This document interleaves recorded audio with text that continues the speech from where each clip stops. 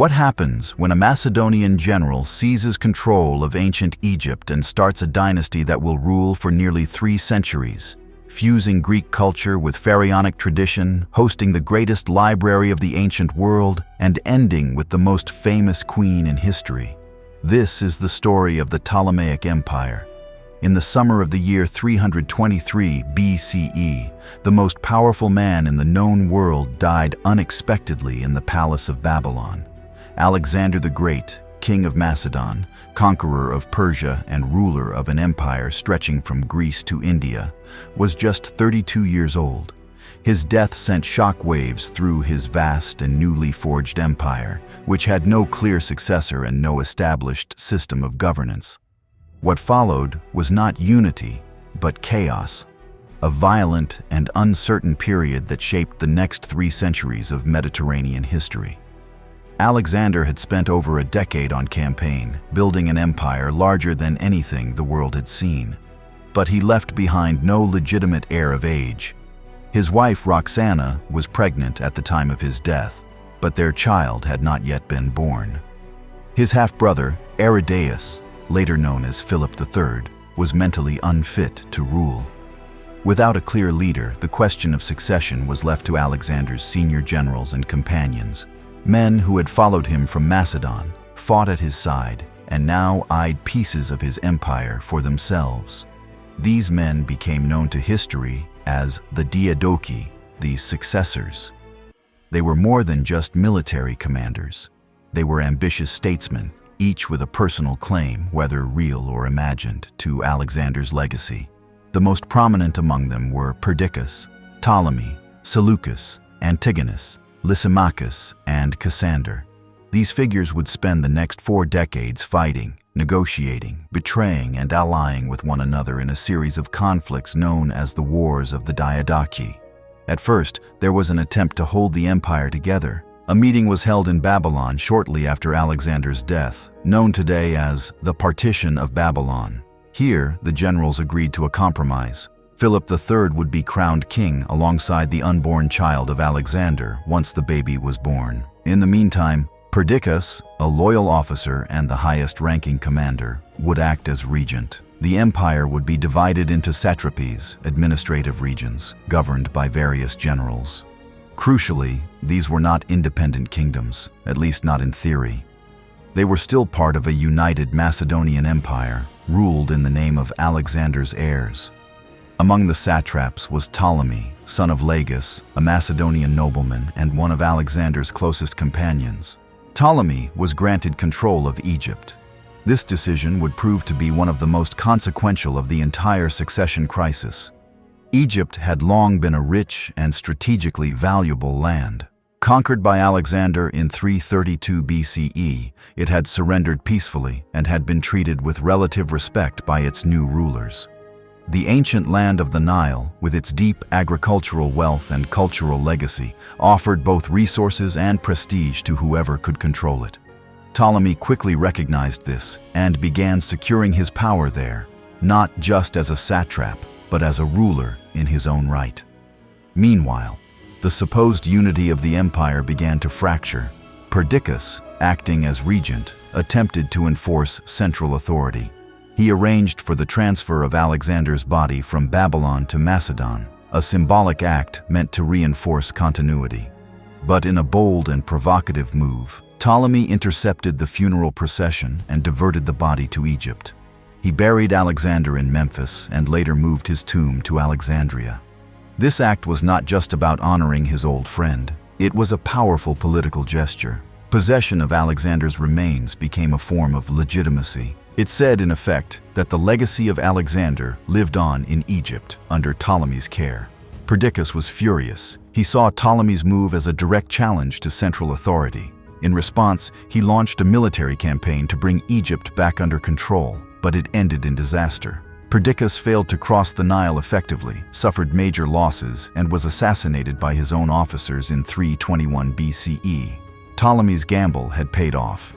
He had defended Egypt, outmaneuvered a rival, and now stood as a major power in his own right. What followed was a series of shifting alliances and bloody wars between the remaining diadochi. Antigonus, who controlled much of Asia Minor, began to grow too powerful for the others' comfort. Seleucus seized Babylon and later expanded eastward, establishing what would become the Seleucid Empire. Lysimachus ruled in Thrace, and Cassander took control of Macedon and Greece. But Ptolemy, secure in Egypt, largely focused on consolidating his position rather than overextending himself in endless campaigns. Throughout these years, the original idea of a unified empire faded away. The wars of the diadochi were not simply contests for power. They were battles over identity, over what it meant to inherit Alexander's world. Could any single ruler claim his mantle, or would his conquests become the fragmented domains of new dynasties? By the end of the 4th century BCE, the answer was clear. Alexander's empire was gone. In its place stood several Hellenistic kingdoms, each ruled by a former general or their descendants. These included the Antigonid kingdom in Macedon, the Seleucid Empire in Asia, and the Ptolemaic kingdom in Egypt. Each retained a connection to Alexander in imagery, culture, and rhetoric. But they were now independent states with their own agendas and rivalries. Ptolemy had been careful in shaping his new role. He did not immediately declare himself king. For years, he ruled Egypt as a satrap, even as others adopted royal titles. But in 305 BCE, after more than 15 years of political maneuvering and military defense, Ptolemy finally took the title of King of Egypt. From this point forward, the Ptolemaic dynasty was born. He would become known to history as Ptolemy I Soter, meaning the savior. The use of the title Soter reflected both propaganda and practical politics. Ptolemy presented himself as a protector of Egypt, of Hellenism, and of Alexander's memory. He maintained the traditional Egyptian administration while introducing Greek political and cultural elements. Under his rule, Alexandria began to develop as a major urban center, blending Greek and Egyptian traditions. His decision to hold off on kingship until the political moment was right also reveals a larger truth about the early Ptolemies. They were opportunists, but they were also pragmatists. They understood the value of symbolism, the need for local legitimacy, and the risks of overreach. Ptolemy's success lay in his ability to maintain balance between old and new, between Egyptian and Greek, and between independence and inherited authority.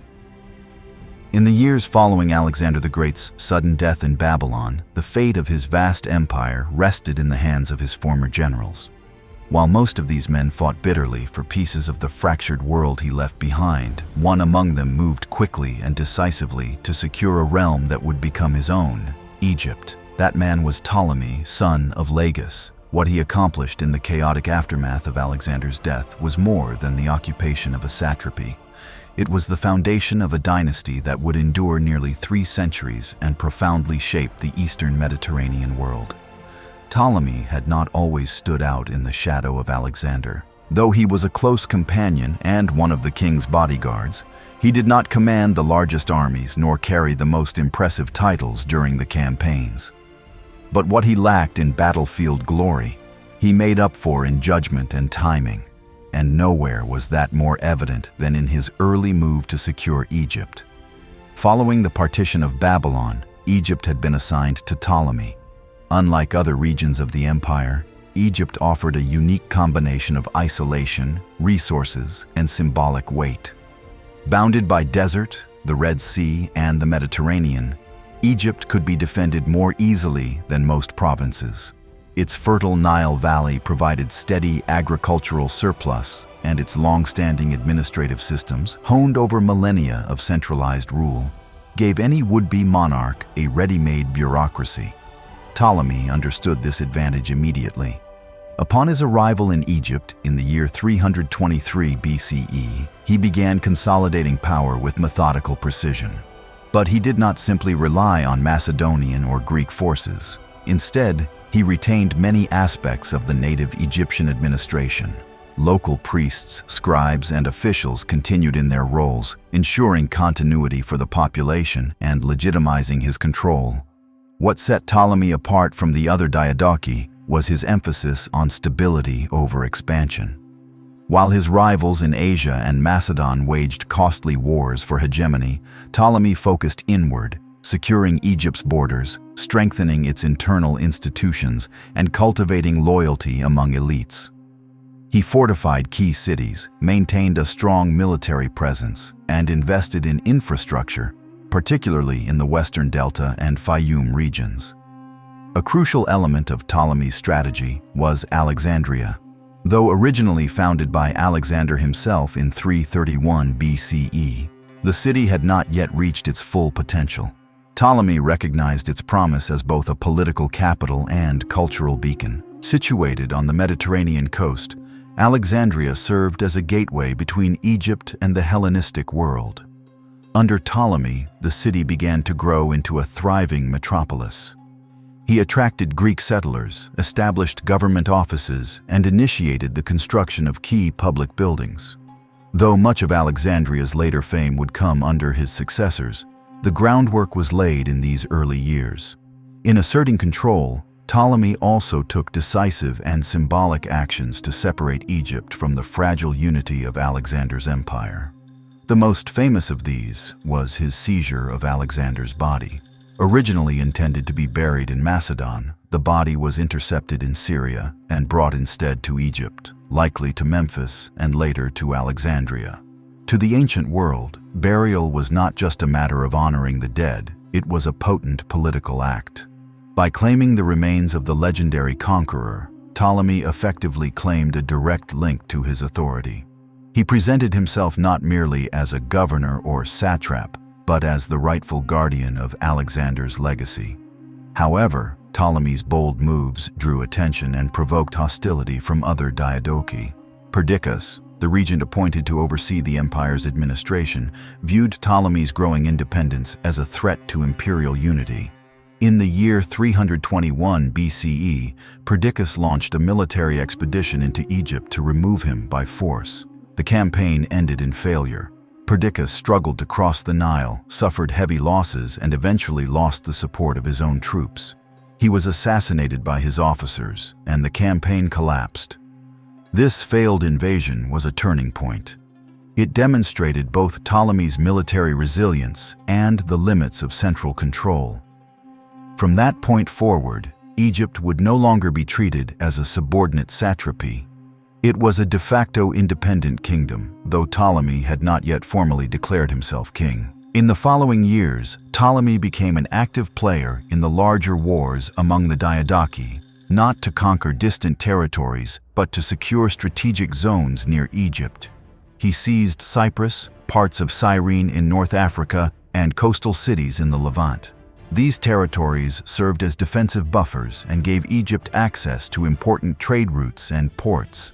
At sea, Ptolemy built a formidable navy that could rival those of his enemies, particularly Antigonus Monophthalmus and his son Demetrius. Throughout these decades, the Eastern Mediterranean was marked by shifting alliances, complex diplomacy, and intermittent warfare.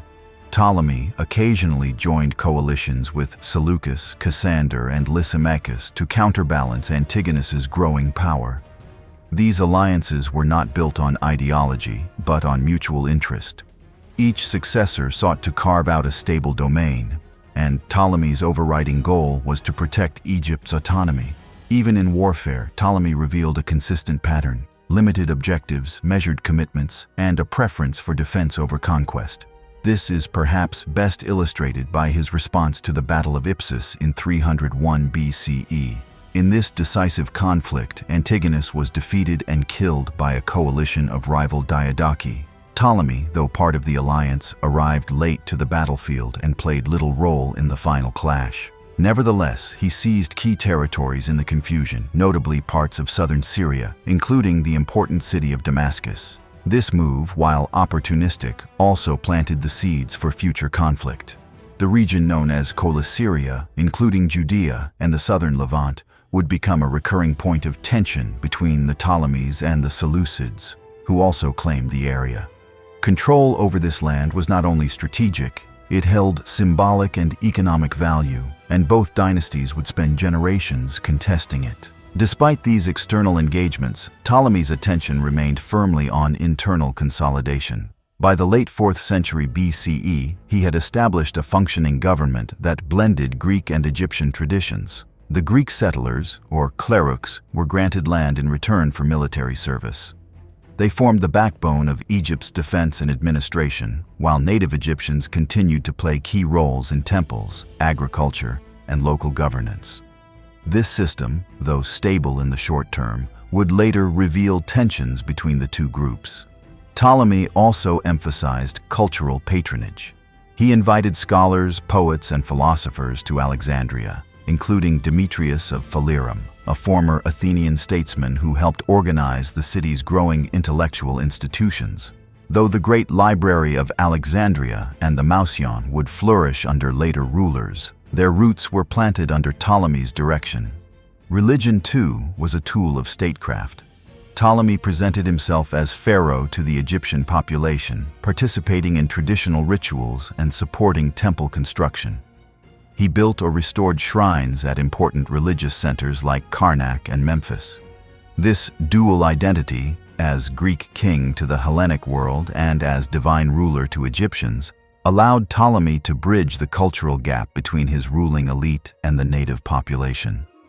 Only in the year 305 BCE, after decades of de facto independence, did Ptolemy formally assume the title of king. This move was not made in isolation. Around the same time, several other diadochi, including Seleucus in Babylon and Antigonus before his death, also declared themselves kings. The era of satraps had ended. The Hellenistic kingdoms were now monarchies in their own right. Ptolemy's new royal title came with a shift in how he presented his authority. He adopted the symbols and language of both Greek and Egyptian kingship. Coins began to display his image wearing the royal diadem. Temples inscribed his name alongside those of the ancient pharaohs. His rule, and that of his descendants, would be dynastic, hereditary, and increasingly divine in its self-representation. When Alexander the Great died in Babylon in the year 323 BCE, the dream of a unified empire under a single ruler began to unravel almost immediately. The ensuing decades were marked by intense rivalry, backstabbing diplomacy, and open warfare among his former generals, men now known collectively as the diadochi, or successors. For Ptolemy, who had by then secured Egypt and gradually asserted his independence, the wars of the diadochi presented both danger and opportunity. The struggle for control of Alexander's empire would span nearly half a century. During this time, Ptolemy would skillfully navigate a constantly shifting political landscape. His primary goal was never territorial conquest for its own sake, but rather the protection and fortification of Egypt. This goal, however, often required strategic intervention in conflicts beyond his borders. As Ptolemy's influence grew, so did the threat posed by more ambitious rivals, particularly Antigonus Monophthalmus, one of the most powerful and determined of the successors.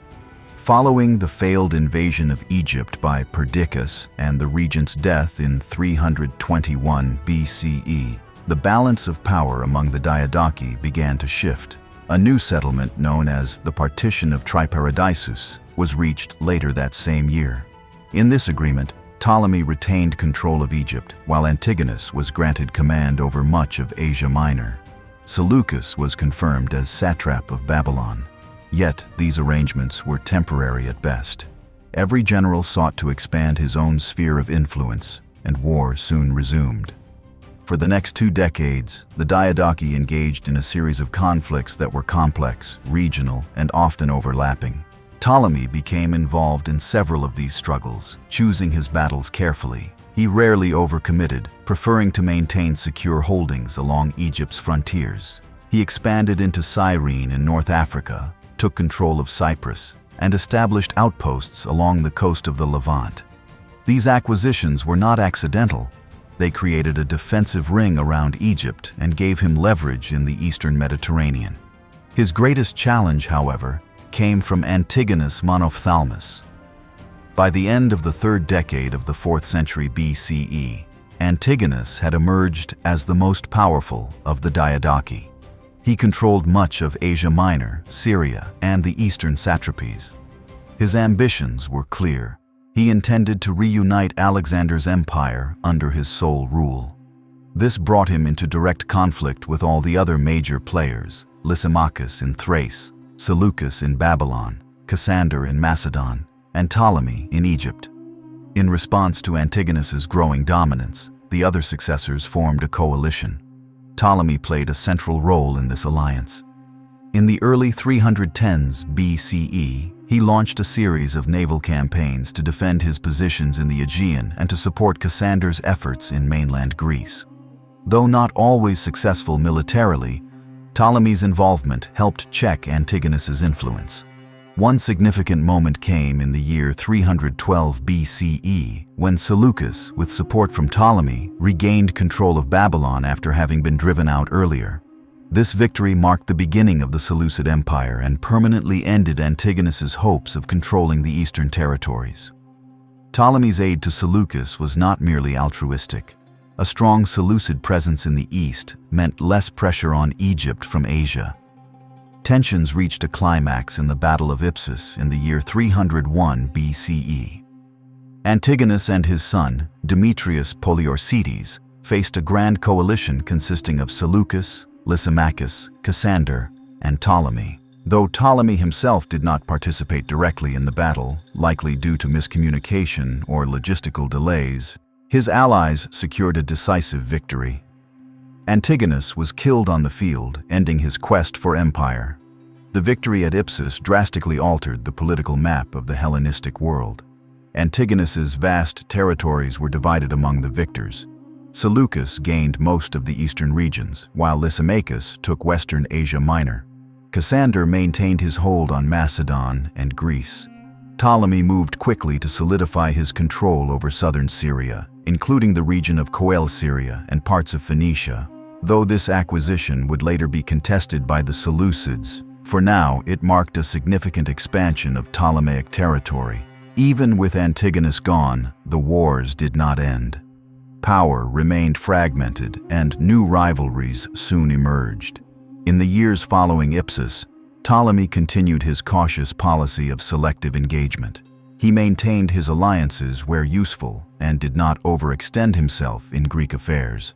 His attention returned once again to Egypt, where he focused on consolidating his gains and preparing for succession.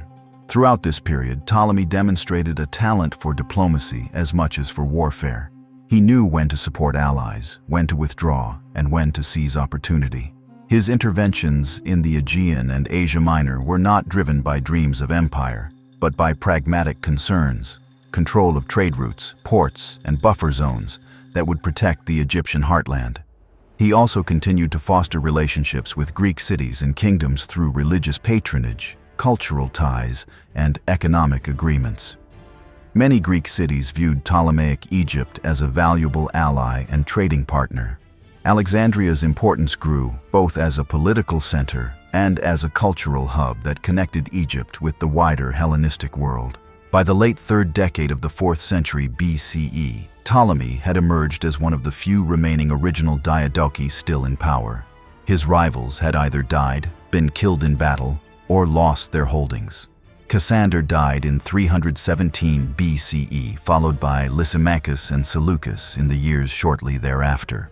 Demetrius Poliorcetes would briefly revive Antigonid ambitions but eventually died in captivity. In this rapidly changing environment, Ptolemy made a defining decision. In the year 305 BCE, he formally adopted the title of king, joining several of his peers in transitioning from satraps to sovereign monarchs. The title confirmed what had already been true in practice. Egypt was now an independent kingdom under his hereditary rule. It is important to understand the significance of this declaration. Taking the title of king was not simply about prestige. It marked a shift in how authority was conceived and legitimized. The Hellenistic kingdoms no longer pretended to be provinces of a Macedonian empire. They were now distinct political entities, each ruled by a dynasty with its own claim to power. Ptolemy's timing in adopting kingship was deliberate. He had waited until the wars of the diadochi had largely run their course. He had secured Egypt's frontiers, established a functional administration, and built alliances with neighboring powers. The moment was ripe to declare dynastic sovereignty. The foundation of Ptolemy's royal house was laid on pragmatism and adaptation. His policies combined Greek military organization with Egyptian administrative traditions. Greek settlers were given land grants in exchange for military service, creating a loyal ruling class. Egyptian temples continued to receive royal patronage, and the pharaonic cult was integrated into Ptolemaic ideology. Ptolemy styled himself as both king of the Greeks and pharaoh of Egypt, appealing to both constituencies. In the wider Mediterranean world, Egypt under Ptolemy was increasingly seen as a stable and reliable kingdom. Its economy flourished through trade, agriculture, and the development of Alexandria as a commercial center. Cultural institutions, including the early phases of the Library of Alexandria, began to take shape. Scholars, poets, and scientists found a welcome home under Ptolemaic patronage. Ptolemy's approach to power was defined by patience, calculated risk, and an awareness of the broader geopolitical environment. He survived where others fell not because he outmatched them on the battlefield, but because he outlasted them through restraint and strategy. He left behind not just a kingdom, but a functioning state with institutions that would endure for generations. When Alexander the Great first laid out the plans for a new city on Egypt's Mediterranean coast in the year 331 BCE, he could hardly have predicted the role it would come to play in world history. Alexandria was not merely a port or an administrative center. Under the Ptolemies, it would grow into one of the most dynamic, diverse, and intellectually vibrant cities of the ancient world. The early Ptolemies, especially Ptolemy I and his son Ptolemy II, carefully cultivated Alexandria's rise, not only as a political capital, but as a symbol of cultural fusion and knowledge. Alexandria's location was both strategic and symbolic. Positioned on the western edge of the Nile Delta, it provided easy access to both the Mediterranean Sea and Egypt's interior. Unlike Memphis, the traditional Egyptian capital located deep inland, Alexandria was a city of outward orientation. It faced the Greek world, and its harbors welcomed ships from across the Aegean, the Levant, and beyond. At the same time, it allowed the Ptolemies to keep a deliberate distance from the religious and political traditions of older Egyptian capitals, while still projecting authority across the country. From the beginning, Alexandria was a planned city. Built on a grid pattern, it was divided into districts that reflected its multicultural makeup. Greeks, Egyptians, Jews, and others lived in separate quarters, though interaction among communities was common. The city's architecture reflected Hellenistic styles with wide avenues, columned buildings, and open public spaces. Over time, temples, theaters, gymnasiums, and palaces filled the urban landscape. Ptolemy I recognized that Alexandria could become more than a seat of government. He envisioned a cultural capital that would attract scholars, thinkers, and artists from across the Hellenistic world. In doing so, he began laying the foundation for what would become the Library of Alexandria and the Mouseion, a pair of institutions that together formed the intellectual heart of the city. The Mouseion, or Shrine to the Muses, was modeled after the schools of philosophy in Athens, particularly Plato's Academy and Aristotle's Lyceum. It was not a museum in the modern sense, but a scholarly institute supported by the royal court. The resident scholars were salaried by the king, lived on the premises, and were given free access to resources. They were expected to teach, write, and conduct research in a wide range of fields: philosophy, mathematics, astronomy, medicine, geography, grammar, and more. Alongside the Mouseion stood the Library of Alexandria, which quickly became the most ambitious literary project of the ancient world. Its goal was nothing less than to collect every book ever written. This meant acquiring scrolls from Greece, Egypt, the Near East, India, and anywhere else knowledge could be found. Agents were dispatched to buy or copy manuscripts from every corner of the known world. Ships arriving in Alexandria were required to surrender any written materials they carried, which were then copied by scribes. The originals were often kept in the library, while the copies were returned to their owners. Though the exact size of the library at its peak remains uncertain, ancient sources suggest it may have held hundreds of thousands of scrolls. The collection included works in multiple languages: Greek, Egyptian, Persian, Hebrew, and others. It preserved texts of Homeric epics, plays by Euripides, treatises by Aristotle, histories by Herodotus, and mathematical works by Pythagoras and Euclid. But the Library of Alexandria was not simply an archive. It was an engine of innovation. Scholars there developed systems of cataloging, textual criticism, and commentary that influenced later traditions. They studied language, edited classical texts, and produced works that blended inherited wisdom with new discoveries. In many ways, Alexandria created the model for academic research that would be emulated for centuries. Ptolemy II Philadelphus, who succeeded his father in the early 3rd century BCE, expanded these institutions even further. A patron of poets and philosophers, he invited renowned intellectuals to his court, including the geographer Eratosthenes, the poet Callimachus, and the mathematician Archimedes. Under his rule, Alexandria attracted talent from across the Hellenistic world, solidifying its place as the cultural capital of the Eastern Mediterranean. Eratosthenes, for example, served as chief librarian and made groundbreaking contributions to geography and astronomy. He famously calculated the circumference of the Earth using simple geometry and measurements of shadows at different latitudes, coming remarkably close to modern estimates. His method relied on observations taken at Syene, modern Aswan, and Alexandria, combined with knowledge of angles and distances. Callimachus, another prominent figure, created a detailed catalog of the library's contents called the Pinakes, or tables.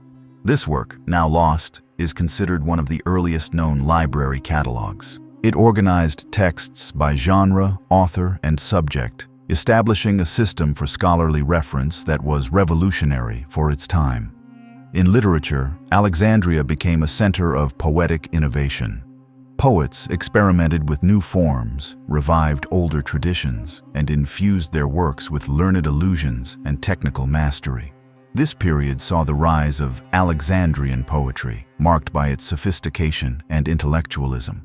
Later, Roman poets such as Catullus and Ovid would draw inspiration from Alexandrian models. The city also became a place where cultures intersected. Egyptian religious traditions were preserved, even as new Hellenistic cults emerged. One of the most notable developments was the creation of the cult of Serapis, a syncretic deity invented under Ptolemaic patronage that combined elements of Greek and Egyptian religion. Serapis bore traits of the Greek gods Zeus and Hades, while also incorporating aspects of the Egyptian Osiris and Apis. Temples to Serapis were built in Alexandria and eventually spread throughout the Mediterranean. Religious tolerance was another feature of Alexandrian society. The city was home to a large and influential Jewish population, many of whom spoke Greek and contributed to the cultural life of the city. It was in Alexandria that the Hebrew Bible was translated into Greek, a version known as the Septuagint. This translation was sponsored by the Ptolemaic court and became a foundational text for later Jewish and Christian communities across the Hellenistic world. Economically, Alexandria flourished as a trade hub. Its harbors connected Egypt with the rest of the Mediterranean, while its warehouses stored grain, papyrus, textiles, and luxury goods. The city's location allowed it to control both maritime and overland trade routes, contributing to the Ptolemaic kingdom's prosperity. All of this, scholarship, trade, religion, and administration, was supported by a strong state apparatus. The early Ptolemies invested in building infrastructure, expanding canals, and regulating economic activity. They minted coinage bearing the likeness of the ruling king, reinforced property rights for Greek settlers, and maintained control over agricultural production and distribution. The blending of Greek and Egyptian institutions was not without tension, but it was also a key to the dynasty's durability. The Ptolemies did not attempt to fully replace Egyptian traditions. Instead, they adapted them, presenting themselves as legitimate pharaohs while ruling in a Greek political framework. Temples were built or restored in native styles, and priests were included in royal ceremonies. This dual strategy helped win the loyalty of Egyptian elites, even as the Greek-speaking population retained its privileges. When Ptolemy I Soter died in the year 283 BCE, he left behind a stable, wealthy, and independent kingdom. His son, Ptolemy II Philadelphus, inherited more than a throne. He inherited a carefully cultivated fusion of Greek and Egyptian governance, a vibrant intellectual capital in Alexandria, and a strong economic foundation. Ptolemy II would not only preserve this legacy, but expand it, ushering in what is widely considered the golden age of the Ptolemaic Empire. Ptolemy II had been co-regent with his father for several years before his formal accession. This allowed for a smooth transition of power, avoiding the dynastic instability that plagued so many other Hellenistic states. Born and raised in Egypt, Ptolemy II was fluent in Greek, deeply educated, and well acquainted with court politics. His epithet, Philadelphus, meaning sibling-loving, referred to his controversial marriage to his full sister, Arsinoe II, a practice unusual among Greeks but resonant with earlier Egyptian royal customs. One of Ptolemy II's most important achievements was the further development of Alexandria as both an administrative center and cultural beacon. Under his patronage, the library and the Mouseion expanded in scale and influence. He provided generous stipends to scholars, poets, scientists, and philosophers. The court attracted leading minds from across the Mediterranean, including the physician Herophilos, who advanced studies in anatomy and medicine, and the poet Theocritus, a pioneer of bucolic verse. Ptolemy II's support for science and learning was not merely about prestige. Knowledge had practical value, especially in areas like geography, navigation, and economics. For example, during his reign, the geographer Eratosthenes, who also served as chief librarian, continued his studies of the Earth's size and developed systems for measuring time and distance. Such efforts were essential for managing a far-reaching maritime empire and controlling trade routes. Economically, Ptolemy II oversaw a robust and highly centralized system. Egypt's agricultural surplus, particularly in grain, remained the foundation of the economy. The state maintained tight control over the distribution and taxation of produce. Farmers leased land from the crown, and in return, they paid rents that could be collected in kind or currency. This system ensured a steady flow of revenue to the state, which was then used to finance the military, public works, and royal projects. Trade also flourished during this period. Alexandria's two harbors connected Egypt to markets in the Aegean, Levant, and North Africa. Ptolemaic Egypt exported grain, papyrus, glassware, and linen, while importing luxury goods, timber, silver, and slaves. The state often acted as both regulator and participant in trade, issuing coinage, supervising ports, and maintaining monopolies over key commodities such as oil and salt. To facilitate this expanding trade network, Ptolemy II invested in infrastructure. He reopened and improved the ancient canal system that connected the Nile to the Red Sea, enhancing Egypt's position in trade with Arabia and the Indian Ocean world. Ports such as Berenice and Myos Hormos became vital centers for goods moving between Africa, Asia, and the Mediterranean. Ptolemy II's ambitions, however, extended beyond economics. He also sought to assert Egypt's influence politically and militarily across the eastern Mediterranean. One of his primary foreign policy goals was to maintain and expand control over coastal regions of the Levant and Aegean islands, territories that served as buffers against rival powers and conduits for trade. To achieve this, he strengthened the Ptolemaic navy, which became one of the most powerful maritime forces in the region. The fleet patrolled the eastern Mediterranean, protected trade routes, and projected Egyptian power abroad. Naval bases were established on islands such as Cyprus and along the coastlines of Asia Minor and the Peloponnese. One of the major challenges to Ptolemaic expansion came from the Seleucid Empire to the east. Founded by Seleucus I, the Seleucid dynasty controlled vast territories stretching from Anatolia to Persia. The strategic region of Coele, Syria, which included parts of modern Lebanon and Israel, became a point of contention between the two powers. This rivalry led to the outbreak of the First Syrian War around the year 274 BCE. Though the precise details of the conflict are limited in surviving sources, it is clear that Ptolemy II sought to secure or retain control over key territories in the Levant. The war ended with some gains for Egypt, though not without cost. It also established a pattern that would repeat itself over the next century, recurring wars between the Ptolemies and Seleucids over the same strip of land. Despite these military efforts, Ptolemy II was not primarily a conqueror. His reign was characterized more by consolidation and diplomacy than by expansion. He maintained strong diplomatic ties with other Hellenistic states, including Macedon and various Greek leagues. Through marriage alliances, treaties, and cultural patronage, he positioned Egypt as a leading force in Hellenistic affairs. One notable example of Ptolemy's diplomatic outreach was his engagement with the Mauryan Empire in India. According to later sources, such as those of Strabo and Pliny, Ptolemy II exchanged ambassadors and gifts with the Indian Emperor Ashoka. This exchange reflected Egypt's broad horizons and the interconnectedness of the ancient world. Though details are limited, the contact suggests a diplomatic curiosity that extended far beyond Egypt's immediate neighbors.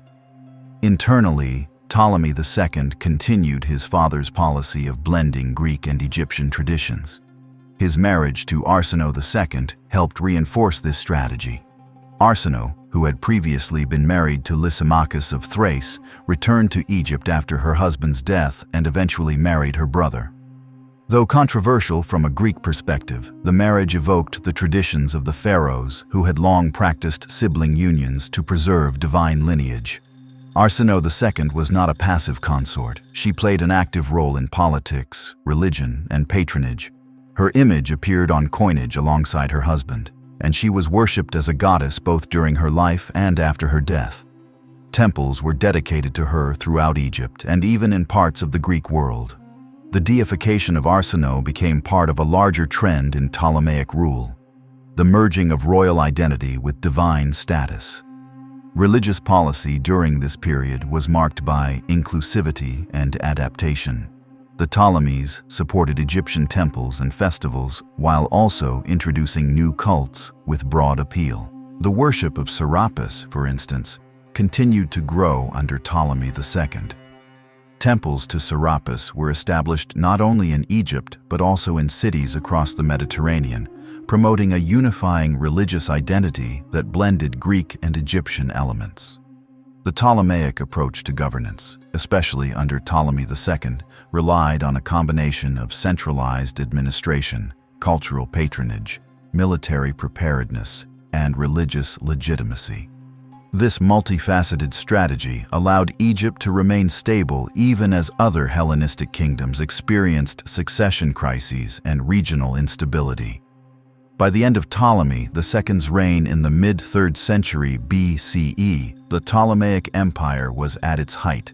It was secure within its borders, respected abroad, and admired for its intellectual and artistic achievements.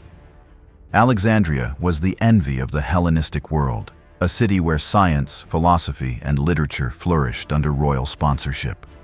As the 3rd century BCE unfolded, the Ptolemaic Empire entered a period of maturity and reach that extended well beyond the borders of Egypt. With a strong economic foundation, a powerful navy, and a cultural capital admired throughout the Hellenistic world, the Ptolemies began to exert influence through means that did not rely solely on military conquest. This was the era when diplomacy, trade, and soft power became central tools of foreign policy. Egypt was no longer merely a regional power. It was now a diplomatic actor and economic engine in the broader Mediterranean world. Following the consolidation of power under Ptolemy II Philadelphus, Egypt expanded its network of relationships with other kingdoms, leagues, and cities across the Hellenistic sphere. These relationships were carefully cultivated through diplomacy, intermarriage, the strategic use of wealth, and the sponsorship of religion and culture. Together, They helped to stabilize Ptolemaic influence in contested regions and project Egypt's presence into international affairs without the risks and costs of direct military occupation. One of the most visible areas of influence was in the Aegean Sea.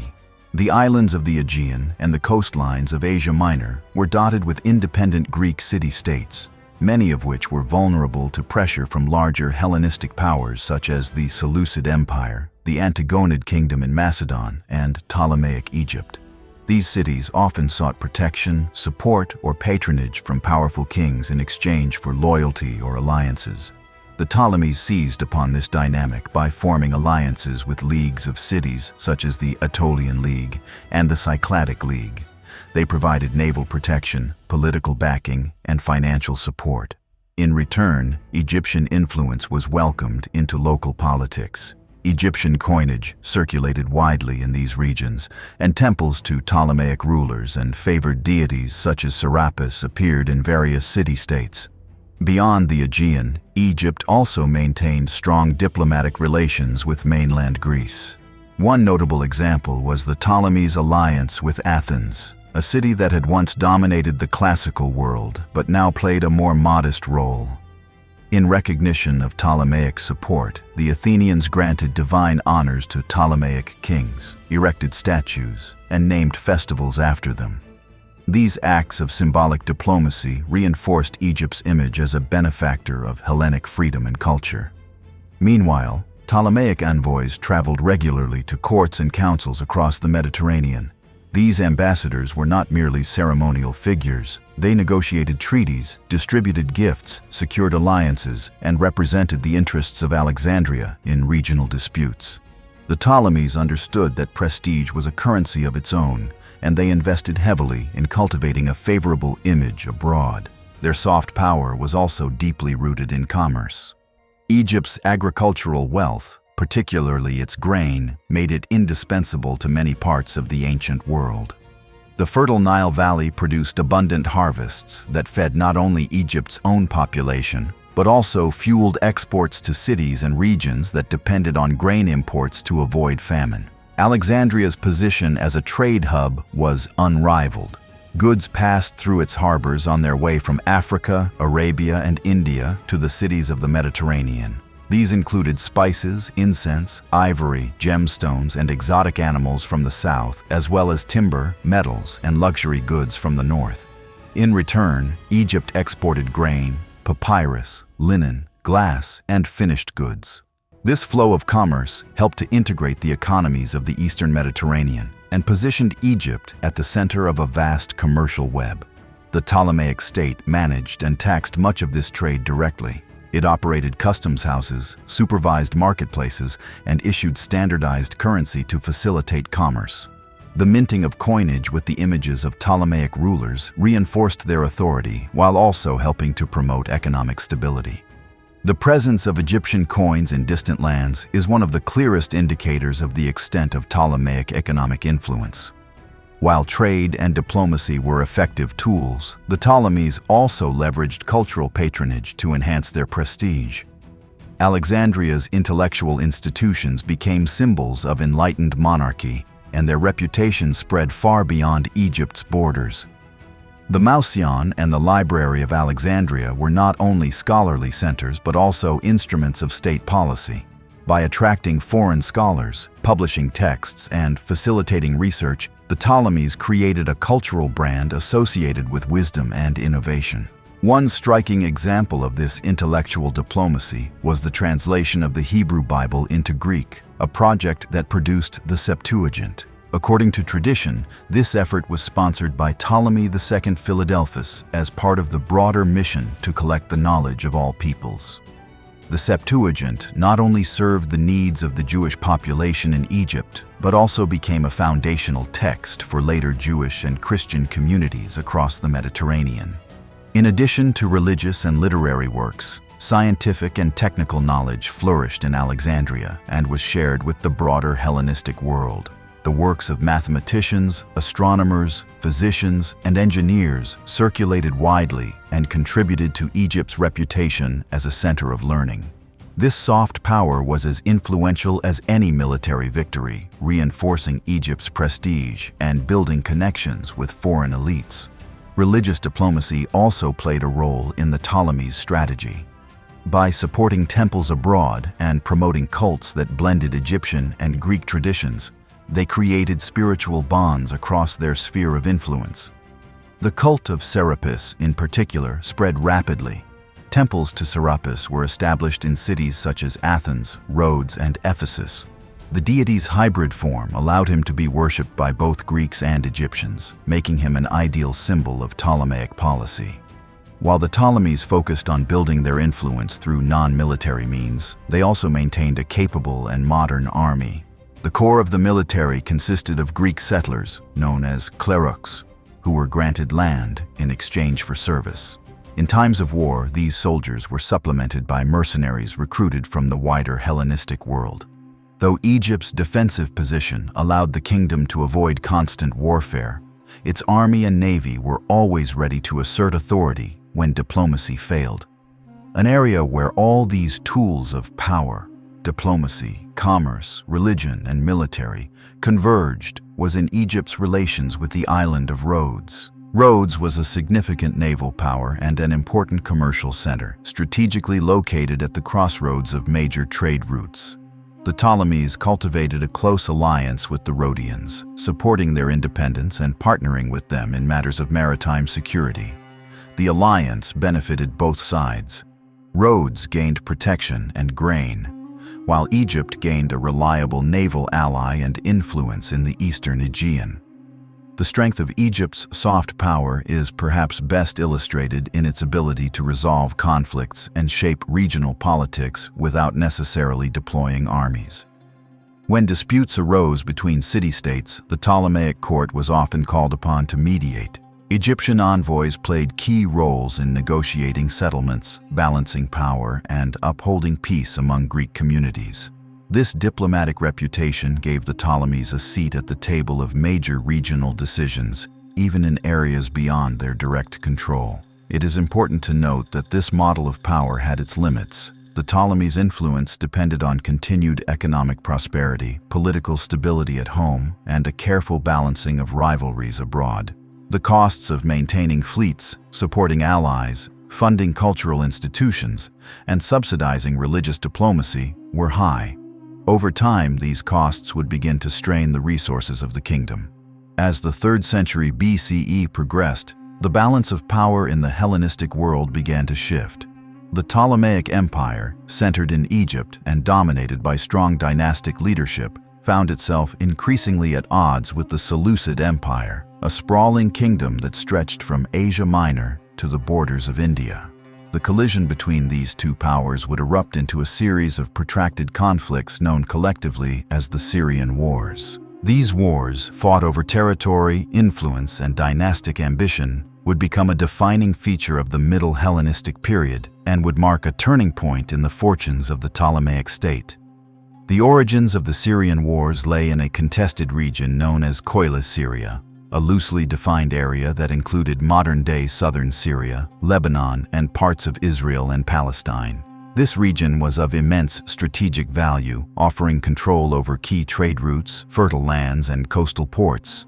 Both the Ptolemies and the Seleucids claimed rightful ownership. The Ptolemies had seized it after the Battle of Ipsus in the early 3rd century BCE, but the Seleucids viewed it as part of their inheritance from the conquests of Alexander. Tensions first came to a head during the reign of Ptolemy II Philadelphus and Antiochus I Soter, the son of Seleucus I. The First Syrian War, likely beginning around the year 274 BCE, saw Egypt attempt to maintain its hold over Coele-Syria while expanding influence in Asia Minor and the Aegean. Though few detailed records of the conflict survive, inscriptions and later historians suggest that Egypt emerged with strengthened control over the disputed territories, perhaps even expanding into parts of southern Anatolia. Despite this early success, the rivalry was far from resolved. When Antiochus II, later known as Antiochus II Theos, ascended the Seleucid throne in the mid-3rd century BCE, the stage was set for renewed conflict. The Second Syrian War broke out during the reign of Ptolemy II, driven by ongoing territorial disputes and exacerbated by shifting alliances among Greek city-states. One of the major flashpoints during this period was the role of the island of Rhodes, as well as the internal dynamics of cities in Asia Minor and the Aegean. Egypt had long maintained a naval presence in the region, but its involvement in local politics often drew opposition. The Seleucids sought to counter this influence by forming alliances of their own, including with rival Hellenistic dynasties and leagues. The war itself was characterized more by diplomacy and proxy battles than by full-scale campaigns, but it revealed the underlying instability of the balance of power. Complicating matters further were the dynastic marriages that interwove the royal families of the Hellenistic kingdoms. Ptolemaic diplomacy frequently relied on marriages to secure alliances, but such arrangements could also create conflicts of loyalty. In one of the more infamous examples, Antiochus II divorced his wife Laodice and married Berenice, the daughter of Ptolemy II. This political union was designed to cement peace, but it ultimately produced disastrous consequences. When Ptolemy II died, the delicate arrangement began to unravel. Antiochus II, perhaps under pressure from pro-Laodicean factions, repudiated Berenice and reinstated Laodice. Soon afterward, he died under suspicious circumstances, possibly poisoned by Laodice herself. What followed was a bitter struggle over succession. Berenice tried to secure the throne for her son, but both she and the child were murdered. These events triggered the Third Syrian War, also known as the Laodicean War. Now led by Ptolemy III Euergetes, the Ptolemaic response was swift and aggressive.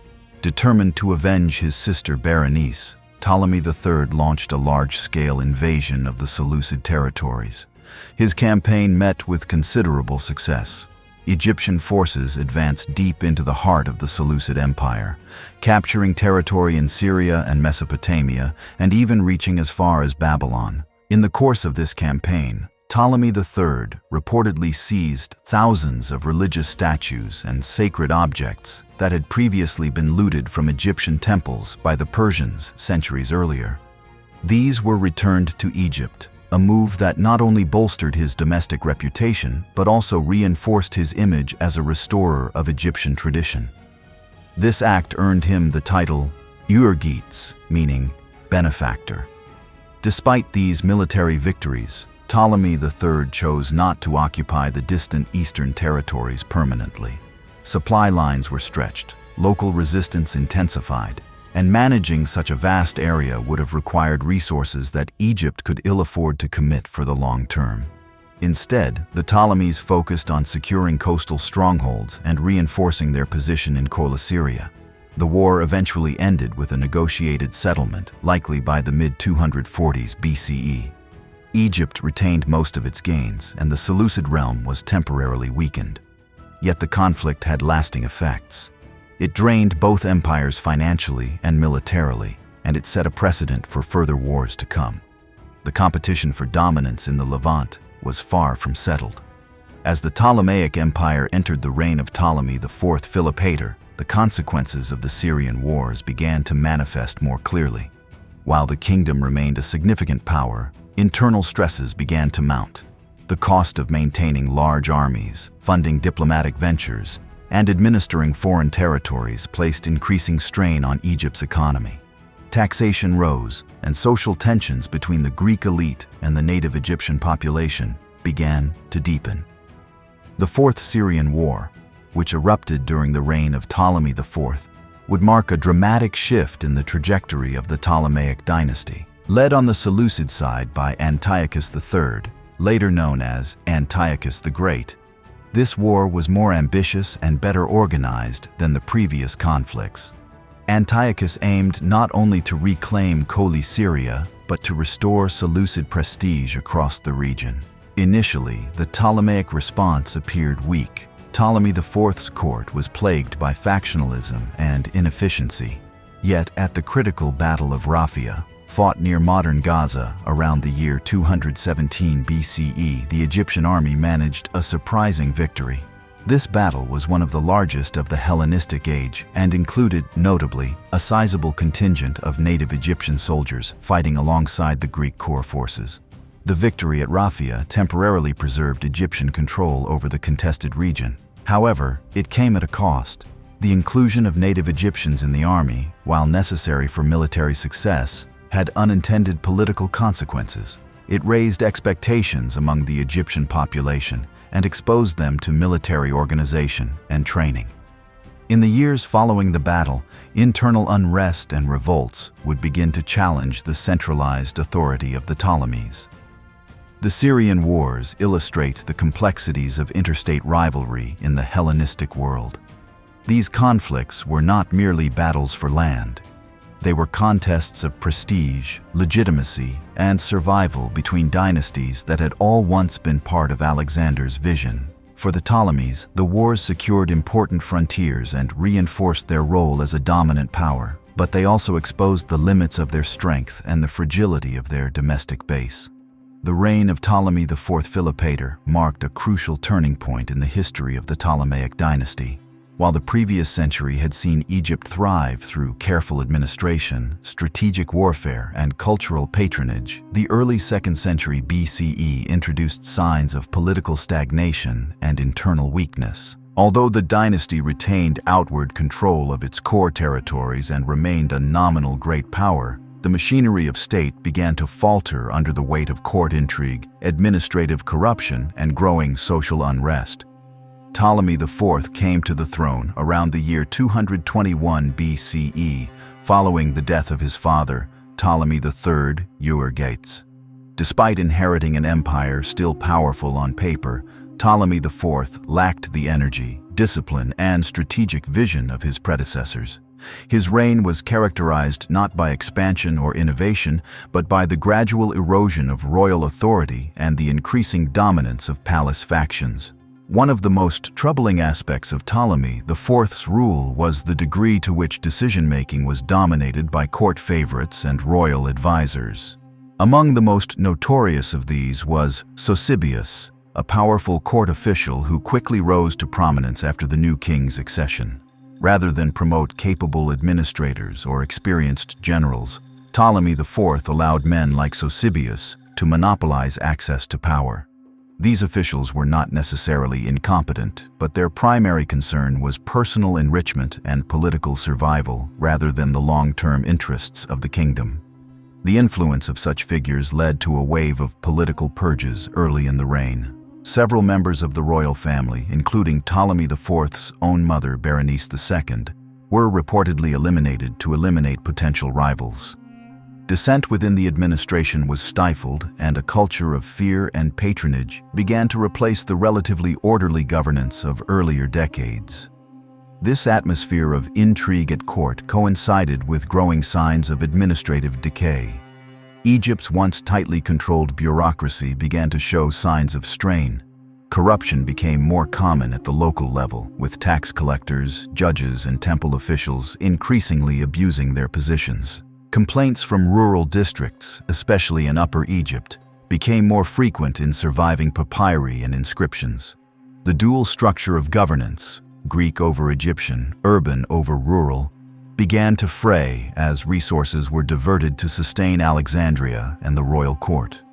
At the same time, the economic burden on the population intensified. Egypt's military engagements in the Levant and the maintenance of its naval forces required significant funding. As the cost of defending and projecting Ptolemaic power grew, taxes were increased. Monopolies on vital goods such as papyrus, oil, and grain were rigorously enforced. These policies disproportionately affected native Egyptians and contributed to growing resentment. Despite this internal turmoil, Ptolemy IV did secure a major military victory in the Fourth Syrian War. As mentioned in the previous section, the Battle of Raphia, fought near modern Gaza around the year 217 BCE, resulted in a surprising defeat for the Seleucid forces under Antiochus III. It was one of the largest land battles of the Hellenistic era and included tens of thousands of troops on each side. The Egyptian army's success was due in part to the inclusion of a large number of native Egyptian soldiers who were trained and equipped alongside the traditional Greek military elite. This was a notable development. For the first time on such a scale, Egyptians were not just laborers or auxiliary troops. They were a significant component of the core military force. Their bravery and performance at Raphia helped secure the Ptolemaic position in Coilus, Syria for the time being. However, this military innovation had unintended consequences. The empowerment of native Egyptians within the army planted seeds of political consciousness and ambition. In the years following the battle, uprisings began to emerge, particularly in Upper Egypt. These revolts were not mere local disturbances. They sometimes involved the declaration of alternative pharaohs who claimed legitimacy as native rulers. The largest and most sustained of these revolts broke out in the Theban region.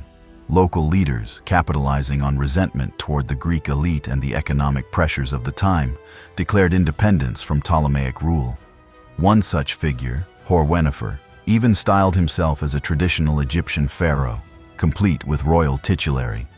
His movement gained enough support to control parts of Upper Egypt for several years.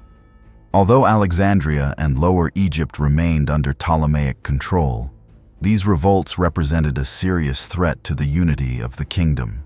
They also exposed the limitations of the Ptolemaic state's ability to project authority outside of its urban centers and foreign settlements. The contrast between the glittering intellectual life of Alexandria and the discontent in the countryside became increasingly stark. Meanwhile, the personality and behavior of Ptolemy IV himself did little to inspire confidence. Ancient sources, particularly hostile Greek and Roman writers, portray him as a decadent and self-indulgent ruler, more interested in theatrical displays and personal pleasures than in governing. He was known to sponsor elaborate religious festivals, grand processions, and lavish banquets that drained the treasury while doing little to address Egypt's structural challenges. His relationship with his sister and wife, Arsinoe III, was also marked by contradiction. Arsinoe appears to have been a capable and intelligent queen who may have advocated for stronger domestic policy and more decisive military action. However, her influence was curtailed by the dominant palace officials. Her sudden and suspicious death shortly after Ptolemy IV's own demise suggests that she was seen as a political threat by those who hoped to control the next ruler. When Ptolemy IV died around the year 204 BCE, his son and successor, Ptolemy V Epiphanes, was still a child. This left the kingdom vulnerable to both internal manipulation and external aggression. The combination of palace intrigue, economic strain, military fatigue, and popular unrest had created a fragile state held together by ritual, tradition, and the prestige of its former greatness. The decline of centralized control during this period did not yet result in complete collapse. Alexandria continued to function as a cultural and administrative center. The economy, while strained, still generated wealth. But the trajectory of the Ptolemaic state had begun to shift.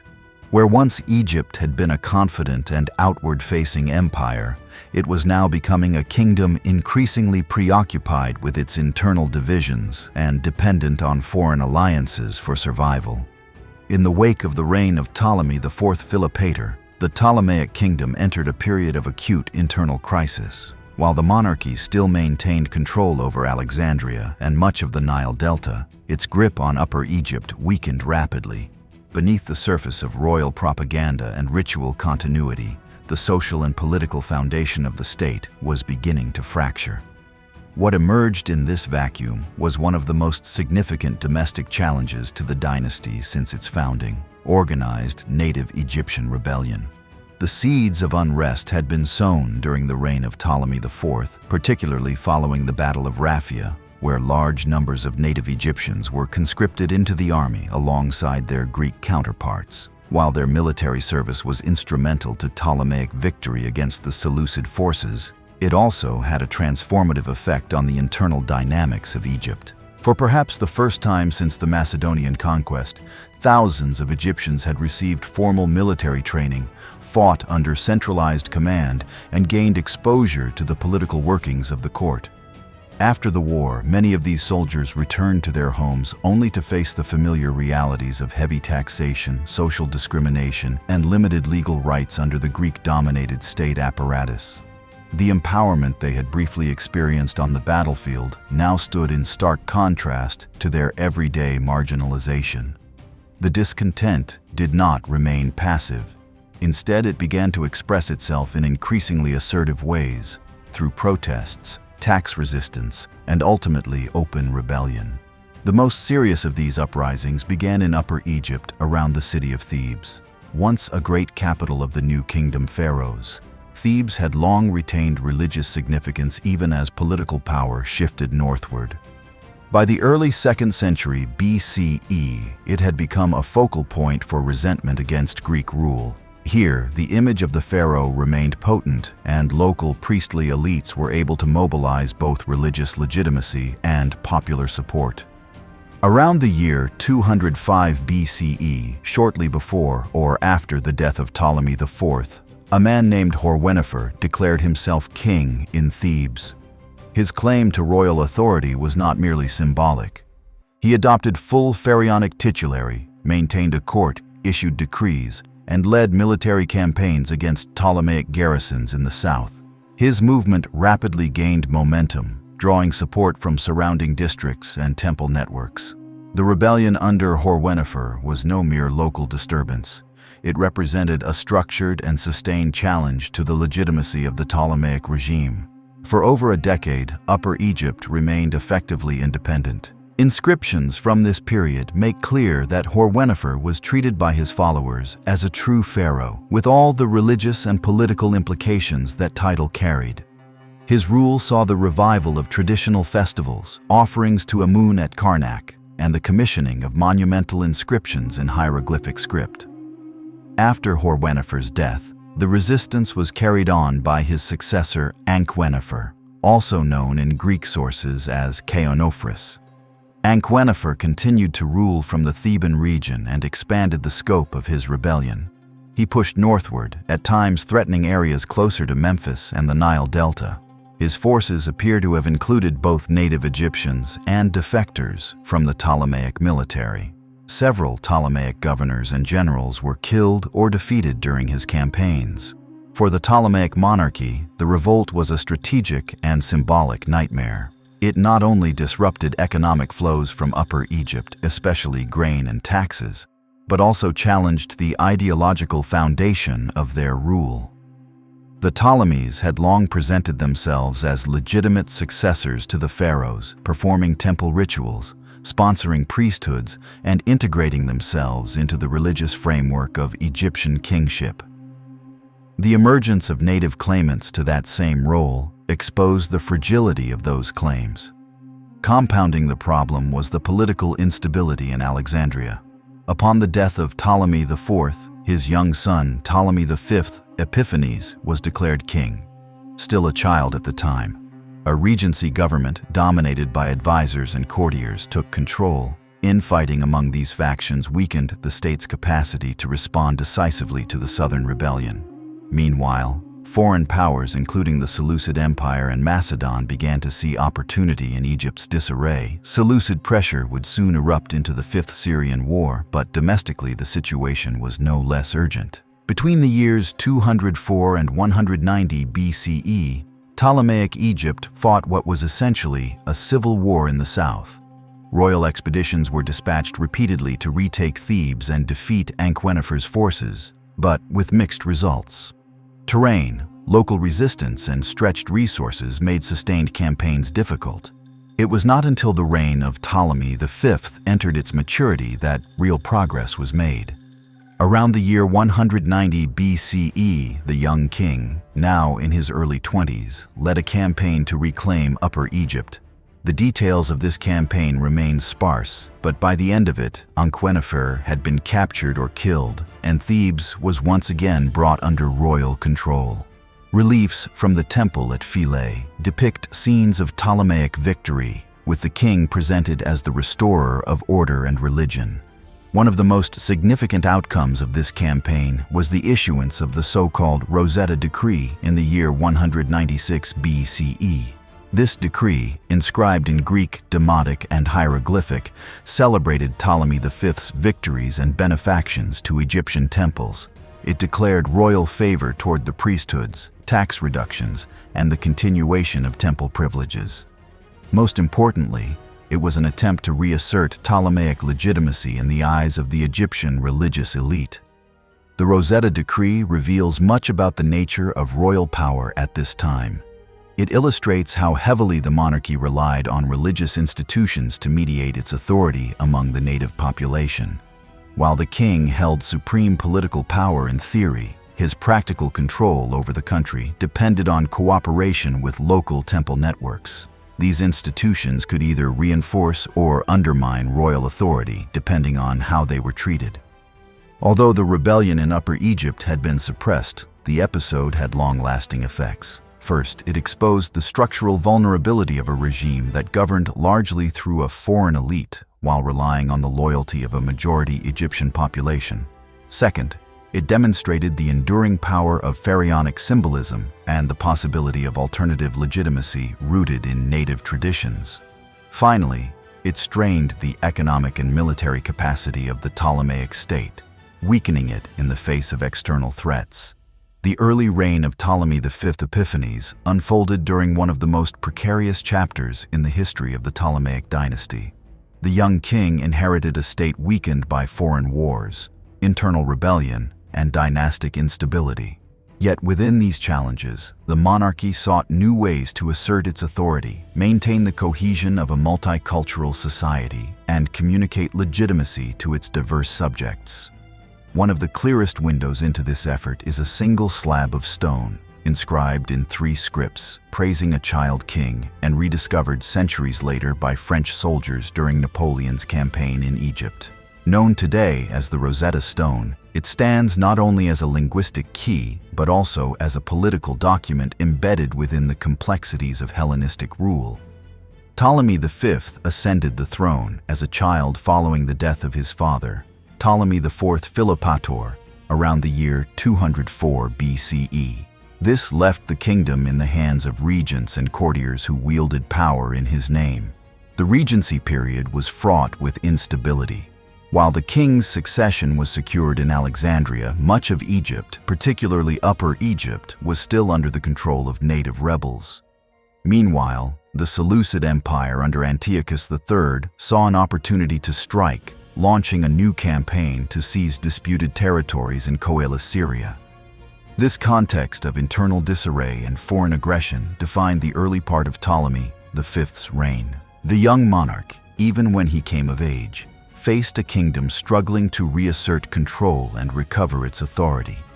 What is striking about the monarchy's response is how heavily it leaned on religious and symbolic tools of statecraft to rebuild its legitimacy.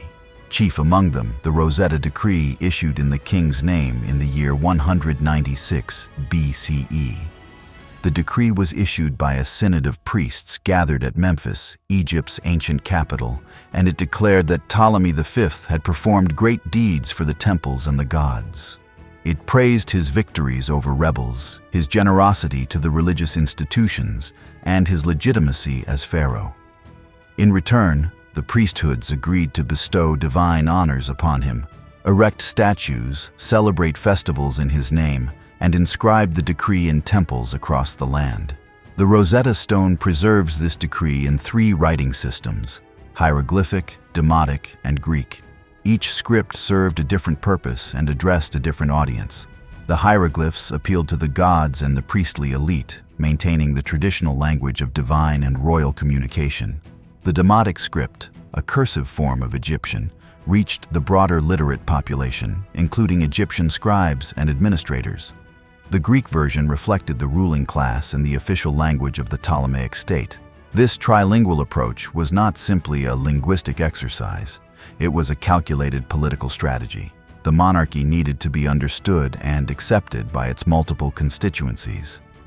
By issuing a decree in all 3 major scripts, The court acknowledged the complex cultural landscape of Egypt, where Greek and Egyptian traditions coexisted but did not always merge.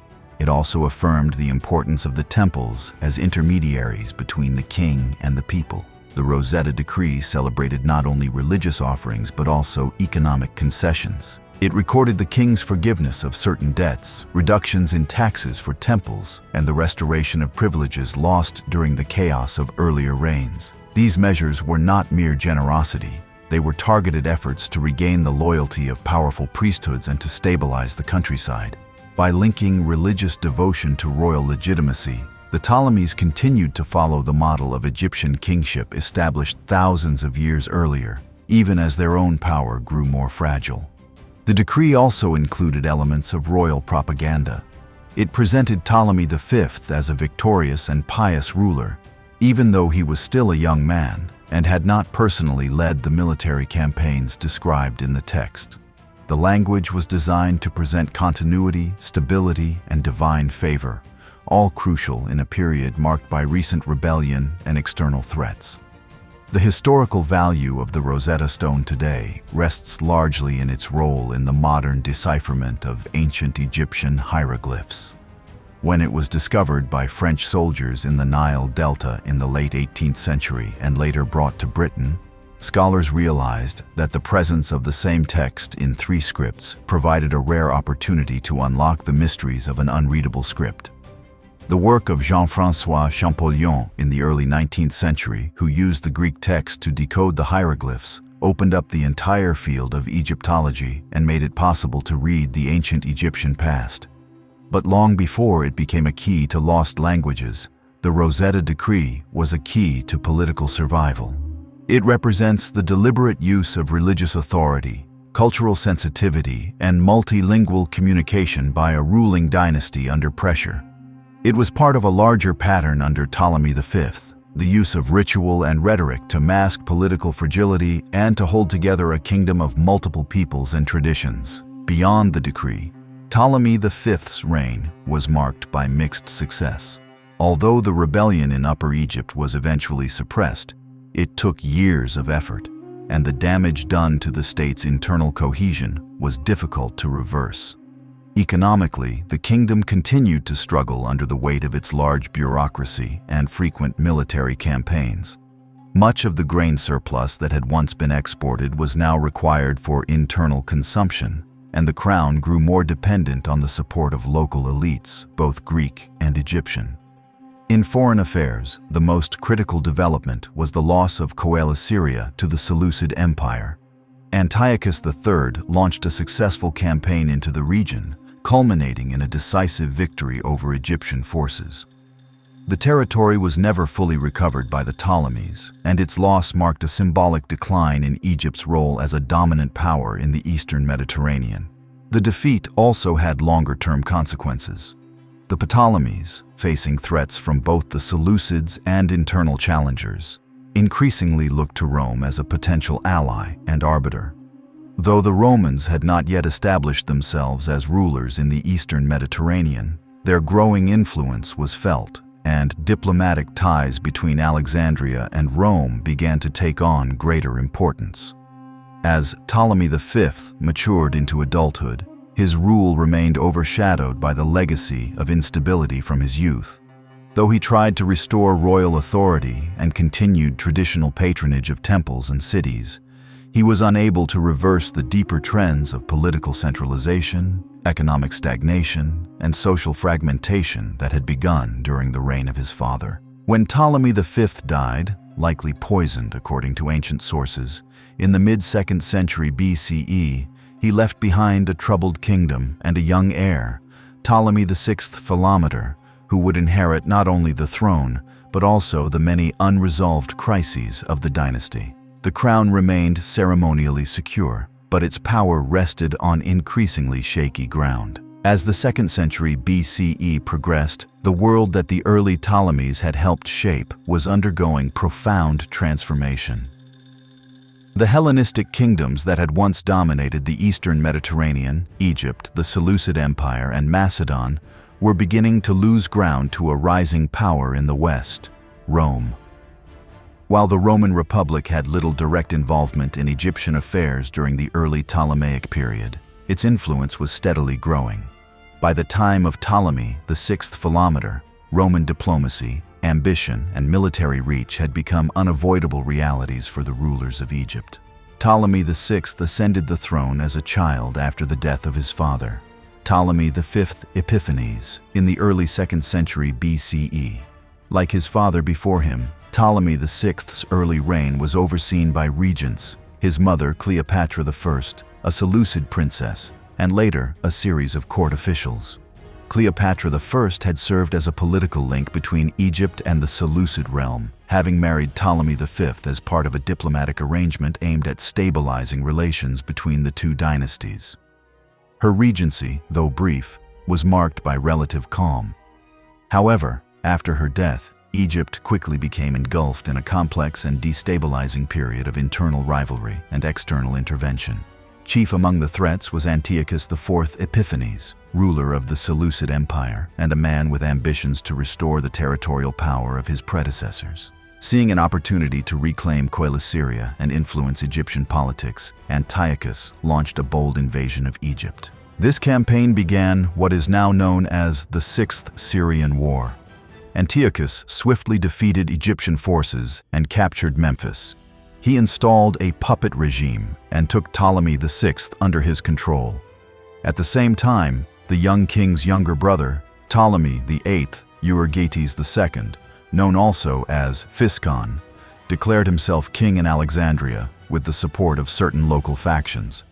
Egypt now had two rival Ptolemies on the throne, both children, both technically ruling, and both being manipulated by external and internal powers. What unfolded was a rare and fragile compromise. The two brothers and their sister Cleopatra II eventually agreed to rule jointly, at least in name. This arrangement was made under considerable pressure from both the Egyptian elite and, more significantly, Rome. Rome's involvement during this crisis was one of the most decisive moments in the Ptolemaic dynasty's later history. The Roman Republic, by this time, had already defeated Carthage in the Punic Wars, expanded into Spain, and imposed its will on Macedon and parts of Greece. The Senate was increasingly treating the eastern Mediterranean as an area of strategic interest.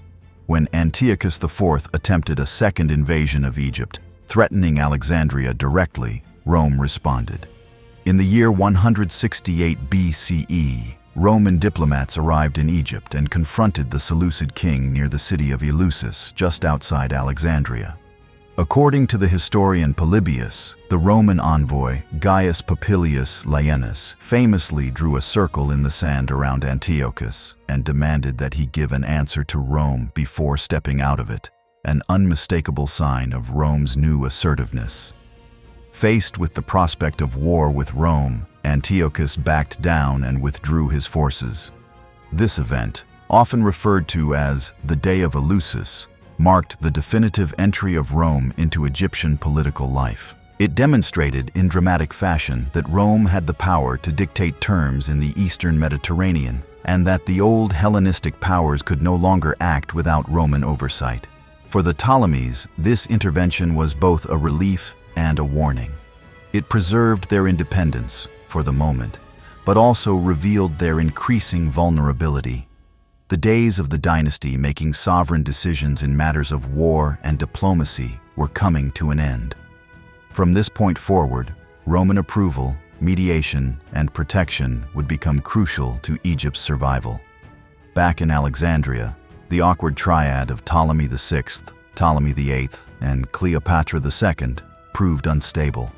Power struggles between the brothers erupted again, leading to periods of civil conflict and alternating exiles. Although Ptolemy VI eventually regained the throne and ruled independently for a number of years, the divisions among the royal family had lasting consequences.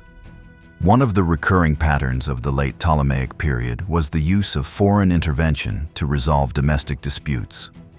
The ruling family, often fragmented by rival claims, increasingly turned to outside powers, especially Rome, to legitimize their authority or to eliminate rivals. This practice deepened Egypt's dependency and made it more vulnerable to manipulation by the Roman Senate, which frequently took sides in succession crises, not out of principle, but out of interest.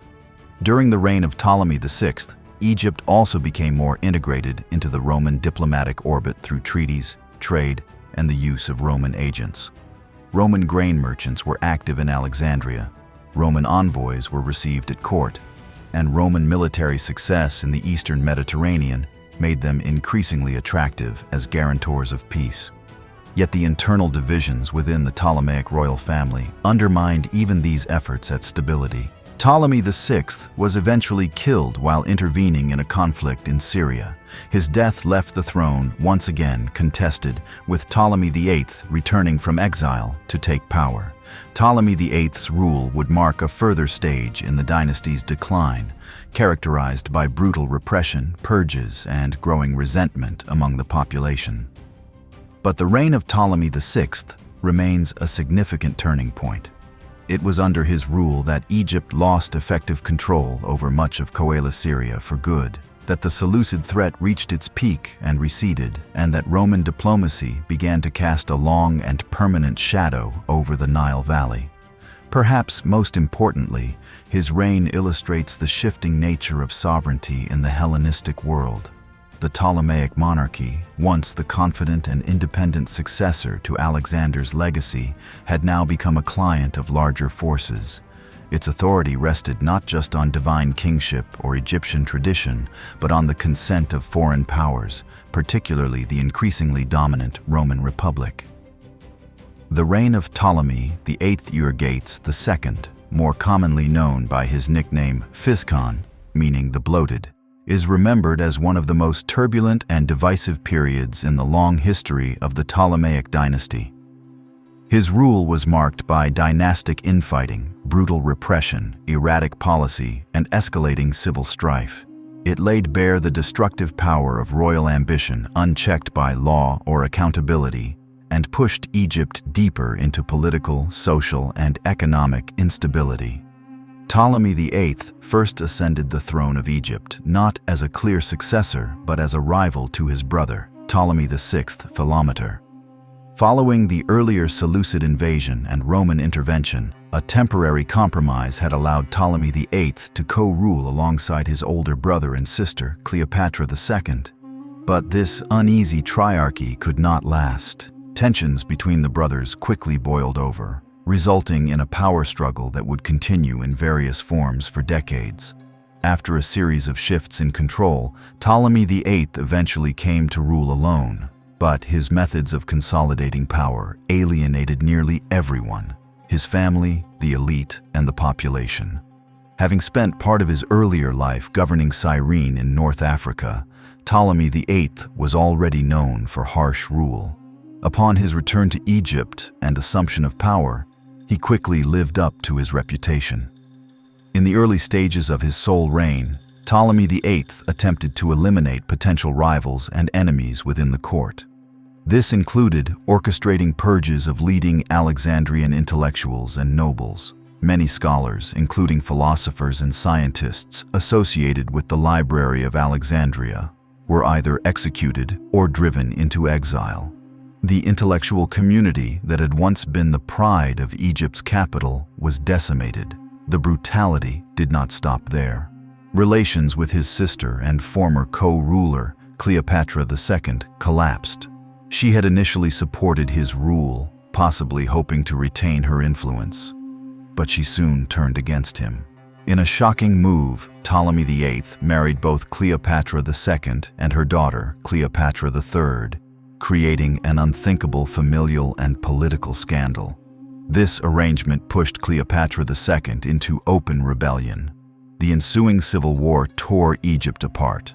Cleopatra II declared her son by Ptolemy VI as king and established a rival government in Alexandria. Ptolemy VIII, forced to flee, regrouped in Upper Egypt and Syrian, from where he launched a brutal reconquest. As both factions vied for control, large parts of the population suffered under famine, lawlessness, and conscription. Cities and temples were sacked, tax revenues collapsed, and infrastructure deteriorated. For years, Egypt existed in a state of near-perpetual conflict. The war between Ptolemy VIII and Cleopatra II was not merely a family dispute. It was a broader civil war that fractured the kingdom's institutions and drained its resources. It also exposed the monarchy's increasing reliance on foreign mercenaries and support from outside powers, including Rome. Roman intervention remained indirect but influential. Both sides in the conflict sent embassies to Rome, hoping to gain favor or mediation. The Roman Senate, well aware of the weakening state of Egypt and eager to maintain the flow of grain and trade, largely avoided direct military involvement, but took note of Egypt's increasing dependence. Rome's position as the final arbiter in Ptolemaic disputes was now a permanent reality. Eventually, a negotiated settlement was reached. Around the year 124 BCE, Cleopatra II was allowed to return to court, and the royal family reunited, at least on the surface. A formal amnesty was declared, and attempts were made to restore normal governance. But the damage inflicted on the kingdom during this long period of civil war was not easily undone. Trust had eroded, the economy was weakened, and the population remained wary of royal authority. During his final years, Ptolemy VIII shifted focus toward consolidating dynastic succession. He designated Cleopatra III and her sons as his heirs, bypassing the children of Cleopatra II. This decision, unsurprisingly, reignited factional rivalries. Upon his death in the late 2nd century BCE, the court once again descended into political conflict, this time between Cleopatra III and her sons. Despite his many destructive policies, Ptolemy VIII did make some administrative contributions that outlasted him. He introduced a tax reform system that attempted to standardize revenue collection and reduce corruption. He also issued decrees aimed at protecting temples and limiting abuses by royal officials. However, these reforms were often undermined by the broader context of violence and instability that defined his reign. One of the most striking features of this period is the rapid degradation of Ptolemaic institutions. The centralized bureaucracy built during the earlier reigns, which had allowed the state to function efficiently even amid regional diversity, was now increasingly dysfunctional. Court officials served not on merit but through loyalty to competing factions. Military service was dominated by mercenaries who shifted allegiance based on pay and political promises. Religious support, long a foundation of Ptolemaic legitimacy, became more transactional and localized. The wider Mediterranean context also placed new pressures on Egypt. The Roman Republic was now entrenched in Greece, Asia Minor, and North Africa. Its defeat of Carthage and expansion into Macedon had removed rival powers that once balanced Rome's influence. Egyptian embassies to Rome became more frequent, and the Ptolemies began to rely on Roman arbitration for resolving both domestic and foreign disputes. Diplomatically, Egypt's position was one of increasing subordination. The royal court now sought Roman approval not only in matters of foreign policy, but even for decisions concerning succession and marriage alliances. This dependence did not make Egypt a Roman province, yet, but it made clear that the dynasty's survival was contingent on Rome's goodwill. Meanwhile, Alexandria's importance as a cultural and commercial center remained, but its prestige had dimmed. The damage done to its intellectual institutions during the purges had not been fully repaired. The library, while still in existence, no longer held its central role in Hellenistic scholarship. The Mouseion, once the beating heart of academic life, was a shadow of its former self. Public discontent also grew. Heavy taxation, arbitrary violence, and economic hardship created an atmosphere of unrest, particularly in rural areas. Local revolts and banditry became more common, and the state's ability to enforce order outside the major cities was increasingly limited. The reign of Ptolemy VIII Physcon is emblematic of the late Ptolemaic world, a kingdom torn between internal decay and external dependence. While the dynasty remained intact and Egypt continued to function as a kingdom, the signs of irreversible decline were now plainly visible. The unity, stability, and prestige of earlier centuries had given way to fragmentation, mistrust, and desperation. By the close of the 2nd century BCE, the Ptolemaic dynasty had been reduced to a shadow of its former power. The long and destructive reign of Ptolemy VIII Physcon had left Egypt exhausted, economically strained, politically fragmented, and socially volatile. While the throne remained in the hands of Ptolemaic rulers, real sovereignty was slipping away. From this point onward, the rulers of Egypt increasingly functioned as client kings under the watchful eyes of Roman officials, with Rome gradually asserting its influence not through conquest, but through calculated political pressure. The period following the death of Ptolemy VIII was dominated by dynastic infighting, a pattern that had become endemic to Ptolemaic rule. Upon his death, he left behind a contested succession and a divided royal court. Cleopatra III, his widow and niece, was a key figure during this time. Determined to control the direction of the monarchy, she initially co-ruled with her son Ptolemy IX Lathyrus. However, she soon turned against him, forced him into exile, and replaced him with his younger brother, Ptolemy X Alexander. This cycle of deposition and restoration would repeat throughout the late 2nd and early 1st century BCE. Cleopatra III and her 2 sons became central players in a bitter struggle for the throne, a conflict that increasingly depended on Roman arbitration and support. The instability at court spilled over into broader society, affecting everything from tax policy to temple finances and weakening public trust in royal authority. Ptolemy IX, after being exiled to Cyprus, eventually returned to power following the assassination of Ptolemy X. However, by then, his authority was largely dependent on Roman recognition. The Roman Senate had begun to treat Egypt as a strategic ally, particularly for its grain supply and its role in regional diplomacy. In exchange for this support, the Ptolemies increasingly offered tribute, political loyalty, and in some cases even promises of land or inheritance. One of the clearest signs of Egypt's growing dependency on Rome was the willingness of Ptolemaic rulers to leave parts of their estate or kingdom to the Roman Republic in their wills. The most infamous example came later with Ptolemy the Apian, a son of Ptolemy VIII who ruled Cyrene separately from Egypt. Upon his death, he bequeathed Cyrene to Rome, making it the first territory of the Ptolemaic world to be formally absorbed into the Roman sphere. Although the central territory of Egypt remained nominally independent, its rulers were now caught in a web of Roman expectations. They frequently sent embassies to the Senate to seek approval for appointments or successions. Egyptian envoys appeared in Rome not only as diplomats but as petitioners, often bearing gifts to win favor or to discredit a rival claimant. This pattern of dependency reached a critical point during the reign of Ptolemy XII Auletes, often referred to as the flute player. His reign in the mid-1st century BCE was one of the most dependent on Roman favor.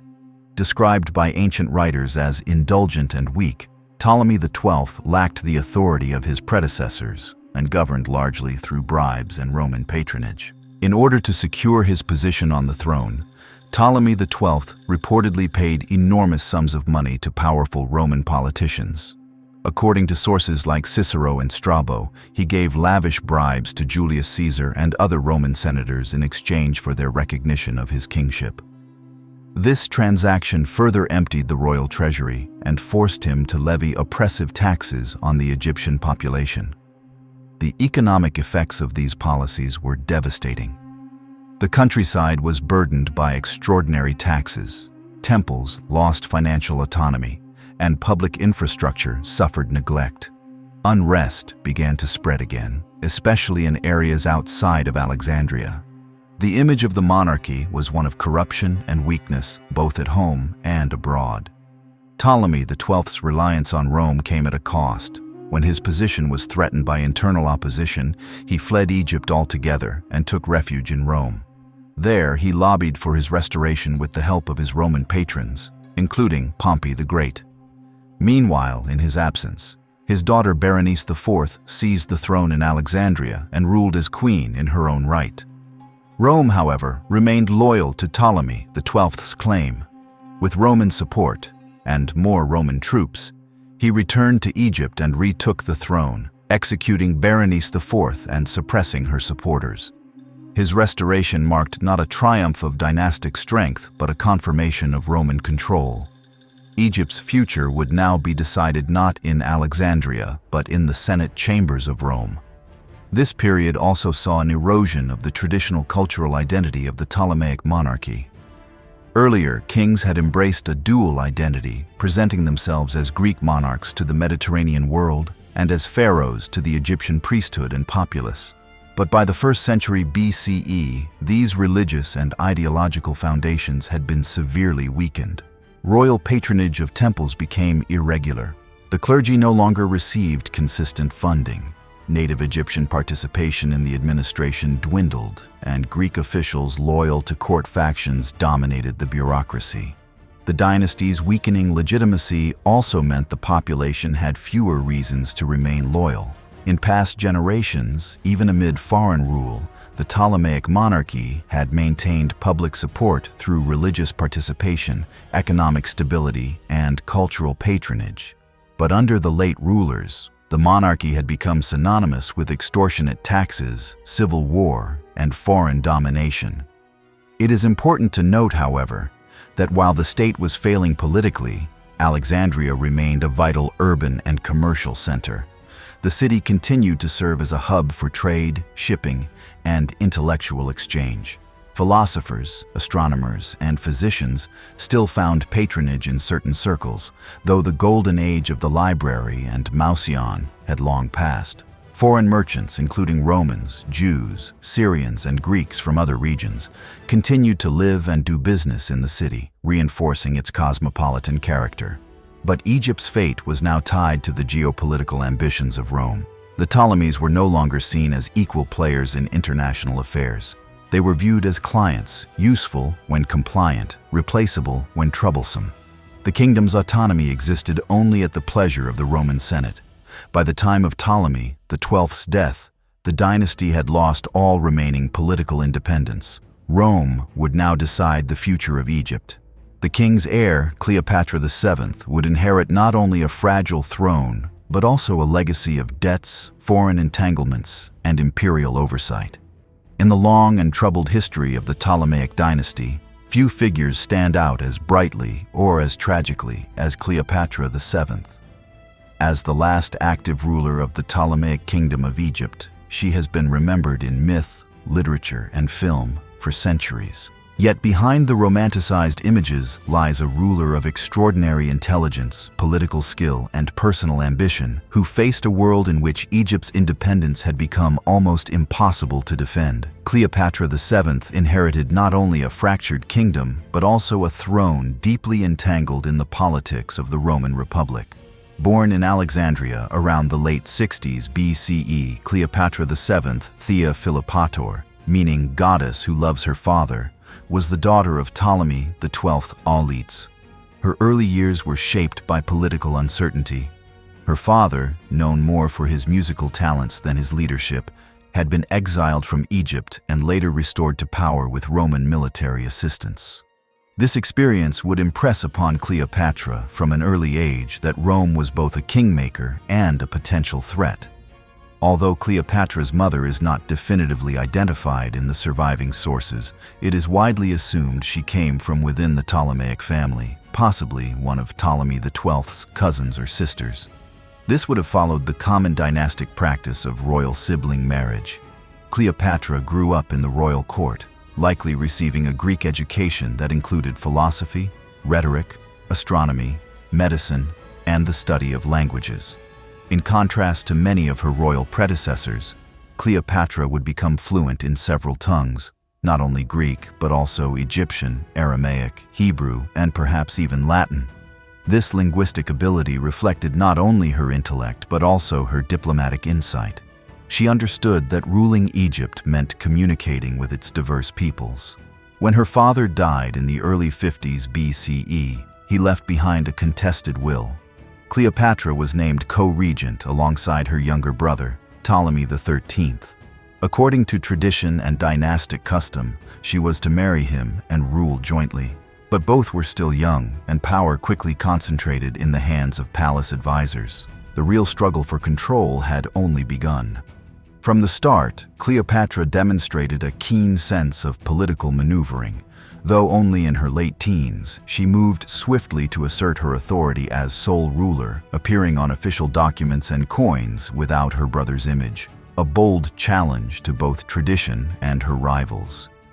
She also made deliberate efforts to win support from the Egyptian populace by embracing native religious traditions more sincerely than many of her predecessors. She was the first Ptolemaic monarch in generations to speak the Egyptian language, and she regularly appeared in the regalia of a traditional pharaoh during public ceremonies. But Cleopatra's assertiveness made her enemies within the court.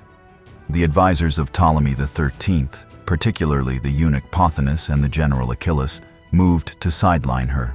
Within a few years, she was expelled from Alexandria and forced to flee to Syria, where she began raising an army to challenge her brother and reclaim her throne. It was during this time of civil war that an unexpected opportunity presented itself. Julius Caesar, the Roman general and consul, had arrived in Alexandria in pursuit of his rival Pompey the Great, who had fled to Egypt following his defeat at the Battle of Pharsalus. Hoping to gain favor with Caesar, the court of Ptolemy XIII had Pompey murdered upon his arrival, a decision that backfired terribly. Caesar, appalled by the treacherous act, declared his intention to mediate the dynastic dispute in Egypt. Cleopatra saw her chance.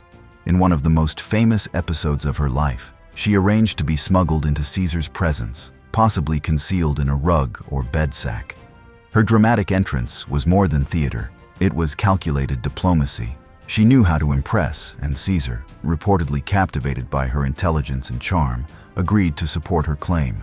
The result was the Alexandrian War, a brutal and protracted conflict fought within the capital itself. Caesar's forces, though experienced, were outnumbered and unfamiliar with the terrain.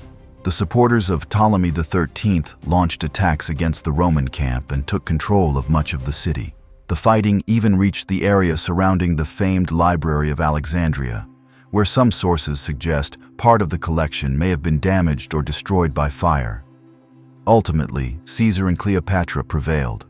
Ptolemy XIII died, possibly drowned in the Nile during an attempt to escape, and Cleopatra was restored to the throne. She would now rule jointly with another younger brother, Ptolemy XIV, though once again it was clear who truly held power. Shortly after the end of hostilities, Cleopatra gave birth to a son named Caesarion, formerly known as Ptolemy XV Caesar. Though Caesar never officially acknowledged the boy in Roman records, Cleopatra presented him as the child of Julius Caesar and the heir to both the Egyptian and Roman traditions. Whether or not Caesarion was indeed his biological son, the symbolism of his birth was unmistakable. A merging of dynasties, a possible hope for restored Ptolemaic strength, and a claim to legitimacy that stretched beyond Egypt's borders. In the years that followed, Cleopatra remained in Egypt, ruling alongside her brother Ptolemy XIV and later elevating Caesarion as her co-regent. She focused on rebuilding Egypt's economy, restoring administrative control, and strengthening the kingdom's independence. Trade resumed, taxes were adjusted, and the temples received renewed royal patronage. Cleopatra also maintained regular correspondence with Rome, where Caesar was now the dominant political figure. In 44 BCE, Cleopatra traveled to Rome with Caesarion and took up residence in a villa outside the city. Her presence caused a stir. Many in the Roman elite viewed her with suspicion, fearing her influence over Caesar and the implications of a potential Eastern queen with royal heirs on Roman soil. Cleopatra's stay in Rome coincided with Caesar's final months, and she was there when he was assassinated in the Senate on the Ides of March. With Caesar's death, Cleopatra's position became dangerously uncertain. She quickly returned to Egypt, where she had Ptolemy XIV killed, almost certainly to ensure the succession of her son Caesarion. Alone now at the helm of the Ptolemaic state, Cleopatra faced a new and even more chaotic Roman world. The assassination of Caesar plunged the Republic into civil war once again. and Cleopatra would soon have to choose her allies carefully. Yet, even before her alliance with Mark Antony, which would define the final phase of her reign, Cleopatra had already transformed the role of a Ptolemaic monarch.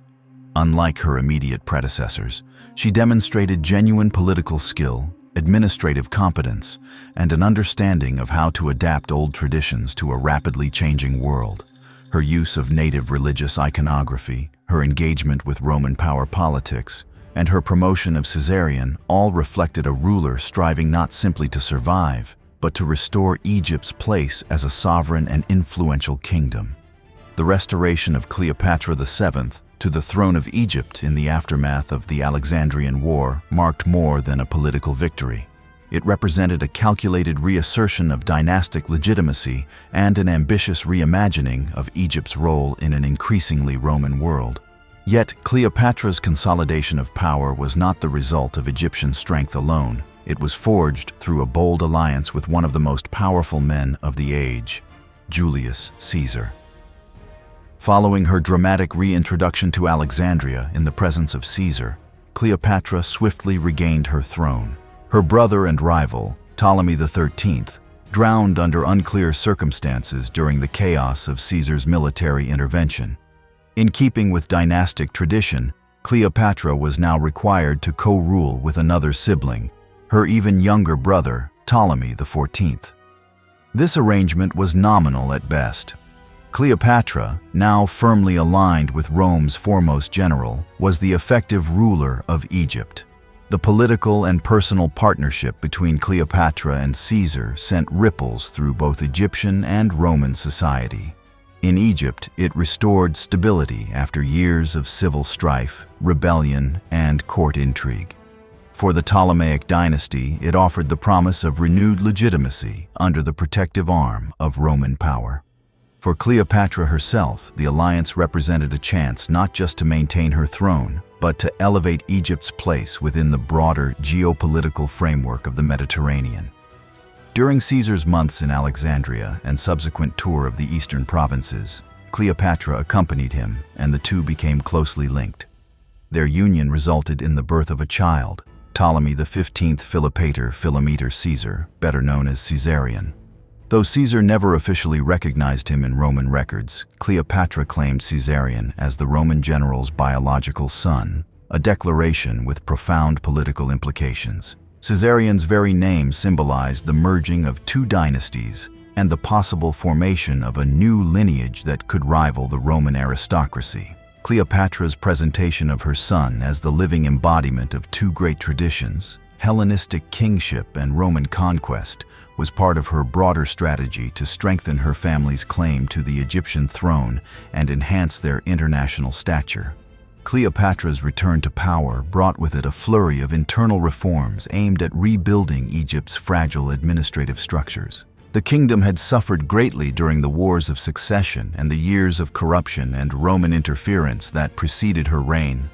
Cleopatra sought to restore the efficiency of the tax system, stabilize the economy, and revitalize temple patronage, which had declined under the rule of her father and brothers. Her domestic policy placed a renewed emphasis on traditional Egyptian religious practices. She actively participated in native cults, was portrayed in temple reliefs wearing pharaonic regalia, and sponsored major building projects. Cleopatra did not merely rely on Greek ceremonial roles. She embraced her identity as pharaoh to the Egyptian people, forging a connection that few of her Ptolemaic predecessors had attempted with such sincerity and consistency. In Alexandria, the court regained some of its lost prestige. Though the library and Museion no longer held the international dominance they once enjoyed, scholarly activity continued, and Alexandria remained a thriving center of commerce and culture. Under Cleopatra's rule, the capital was adorned with monuments celebrating both the Ptolemaic legacy and the new Roman connection. Her presence at Caesar's side in Rome, however, caused considerable unease among the Roman elite. Cleopatra arrived in the city with Caesarion and took up residence in a villa on the outskirts. Her stay was politically sensitive. She was a foreign queen with close personal ties to the Roman dictator. and her presence hinted at a future in which Caesar might establish a monarchy of his own, possibly even with her and their son at its head. In the eyes of many Romans, particularly the traditionalist senators, this was unacceptable. The Roman Republic was built on the rejection of kingship, and Caesar's centralization of power had already provoked fear and resentment. Cleopatra's prominence, along with Caesar's increasingly autocratic behavior, contributed to the growing conspiracy that would ultimately lead to his assassination. On the Ides of March, in the year 44 BCE, Caesar was stabbed to death by a group of senators who claimed to be defending the Republic. Cleopatra, still in Rome at the time, was thrown into a precarious position. Her protector and ally was gone. The Roman world once again descended into civil war. She had few friends among the new political factions, and even fewer guarantees of continued support. Fearing for her safety and the future of her child, Cleopatra returned to Egypt with Caesarion. Once home, she acted decisively. Her brother and co-ruler, Ptolemy XIV, either died of illness or was quietly eliminated, likely at Cleopatra's command. Caesarion, still a child, was named co-regent. In the eyes of the queen, he was both her heir and the legitimate son of Julius Caesar. The next few years were spent restoring stability and preparing for the uncertainties of Roman politics. Cleopatra's government remained in close communication with Rome, watching carefully as the struggle for power unfolded between the assassins of Caesar, led by Brutus and Cassius, and the new triumvirs, Mark Antony, Octavian, and Lepidus. Egypt's position, as always, was one of cautious neutrality, waiting to see which faction would emerge dominant. Though Cleopatra remained in Alexandria, her political strategies reached far beyond Egypt's borders. She sought to preserve her independence, while also aligning herself with whatever power could best guarantee Egypt's autonomy. Rome remained both the greatest danger and the only realistic source of security. Meanwhile, Caesarion was publicly elevated as King of Kings and portrayed in temple inscriptions as the rightful pharaoh of Egypt. Cleopatra surrounded her son with symbols of divine birth and royal legitimacy, placing great importance on his supposed descent from Caesar. Whether this claim was widely accepted in Rome is unclear, but in Egypt and much of the Eastern Mediterranean, it added a powerful aura to the queen's dynastic narrative. By this time, Cleopatra was in her late 20s, at the height of her influence and political sophistication. She had survived a civil war, navigated a treacherous alliance with Rome's most powerful general, restored the weakened institutions of Egypt, and placed her son at the center of an ambitious vision for dynastic renewal. But the next chapter in her life would bring even greater challenges and opportunities. In the years following Julius Caesar's assassination, Cleopatra VII stood at the crossroads of power and peril. Her alliance with Caesar had temporarily restored Egypt's fortunes and ensured her place on the throne. But Rome's political landscape was once again in turmoil, divided between the triumvirs, Mark Antony, Octavian, and Lepidus, and the assassins of Caesar. In this fractured world, Cleopatra was not merely a queen seeking survival, she was a ruler with vision. Her next alliance with the Roman general Mark Antony would become one of the most legendary and consequential relationships in history. The meeting between Cleopatra and Mark Antony took place in the year 41 BCE in the city of Tarsus in Cilicia, a coastal region in modern-day southern Turkey. Antony, fresh from securing control of the eastern provinces on behalf of the triumvirate, summoned Cleopatra to explain her past conduct, namely, her alleged support for Brutus and Cassius. Cleopatra, however, arrived not as a supplicant, but as a sovereign queen. Accounts of her arrival vary, often filtered through Roman sources, eager to frame the encounter in theatrical terms. According to Plutarch, Cleopatra sailed up the river Cydnus in a barge adorned with purple sails and gold fittings, dressed as the goddess Isis, surrounded by attendants posing as cupids and graces. Whether or not these details are entirely accurate, the performance was intentional. Cleopatra knew the power of symbolism, and she understood that Antony was a man as susceptible to spectacle as he was to strategy. Antony, a veteran soldier and political operator, was deeply impressed. Their meeting quickly evolved into a personal and political alliance. Within months, Cleopatra had secured Antony's support for her position in Egypt, while Antony found in Cleopatra a wealthy and capable partner for his ambitions in the East.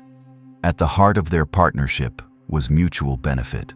Cleopatra needed a Roman protector who could guarantee her rule and secure her son Caesarion's position as heir.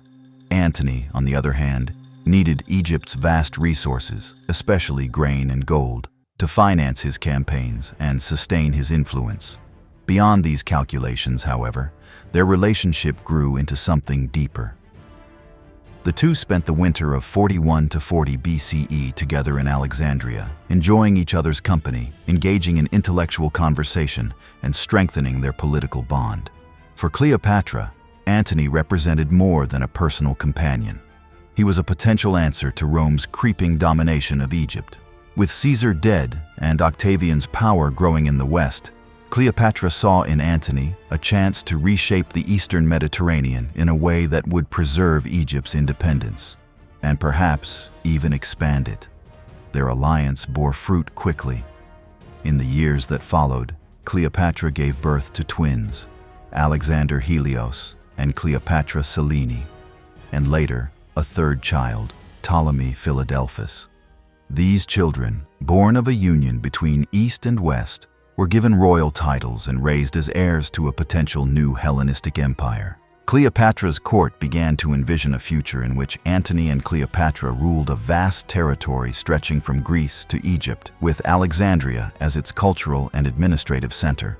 Antony, for his part, began to distribute lands and titles to Cleopatra and her children, granting them control over regions once held by Rome or its allies. In a famous ceremony known as the Donations of Alexandria, held in the city around 34 BCE, Antony publicly declared Cleopatra Queen of Kings and Caesarion King of Kings, while bestowing upon their children territories across the Eastern Mediterranean. These acts were designed to consolidate support in the East, where local populations often welcomed a return to Hellenistic-style rule. But in Rome, the response was fury. Antony's gestures were interpreted as treasonous, especially by his rival Octavian. By granting land to a foreign queen and promoting Caesarion as the legitimate heir of Julius Caesar, Antony was seen as undermining Roman sovereignty and threatening the central authority of the Republic. Octavian skillfully manipulated Roman opinion. He launched a propaganda campaign painting Antony as a man bewitched by an exotic queen, seduced by luxury, and willing to betray Rome for the sake of Alexandria. Cleopatra was cast in Roman political rhetoric as a dangerous foreigner, a symbol of decadence and despotism. Her intelligence and ambition were reframed as manipulation. Her rule, which had brought relative stability to Egypt, was portrayed as illegitimate and sinister. One of Octavian's most effective moves was to obtain and publicize Antony's will, possibly by illegal means.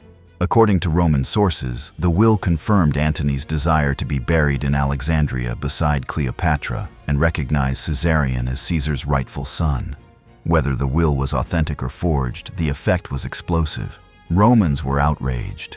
It now seemed that Antony intended to shift the center of power from Rome to Egypt, from the Republic to monarchy, from Latin traditions to Eastern luxury. By the late 30s BCE, the rift between Antony and Octavian had become irreparable. The two men, once allies under the Second Triumvirate, now prepared for war. Cleopatra committed Egypt's full support to Antony. Her fleet, treasury, and troops were placed at his disposal. For Cleopatra, the conflict was existential. If Antony won, Egypt would retain autonomy and possibly gain influence. If he lost, Egypt would fall completely under Roman control. The alliance between Cleopatra and Antony was not merely a response to Octavian's threat. It was the culmination of years of shared ambition.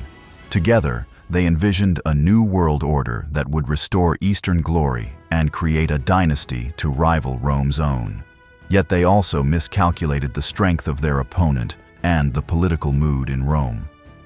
The alliance between Cleopatra VII and Mark Antony reached its apex not in triumph, but in looming disaster. Their political and personal union, fueled by shared ambition and mutual necessity, had created an alternative vision for the Eastern Mediterranean, a vision centered on Alexandria and the legacy of Hellenistic rule. Yet this vision stood in direct opposition to the emerging order of Rome under Octavian. The confrontation between these two forces came to a head at a single decisive moment: the Battle of Actium. By the year 31 BCE, Octavian had skillfully maneuvered himself into the position of Rome's uncontested leader in the West. His propaganda campaign against Antony and Cleopatra had been relentless, portraying Antony as a traitor seduced by a foreign queen, and Cleopatra as a manipulative despot who threatened Roman values. This narrative, however exaggerated, found receptive audiences in a Rome weary of civil war and protective of its republican traditions, even as those traditions were quickly vanishing. The Roman Senate officially declared war not on Antony, but on Cleopatra herself.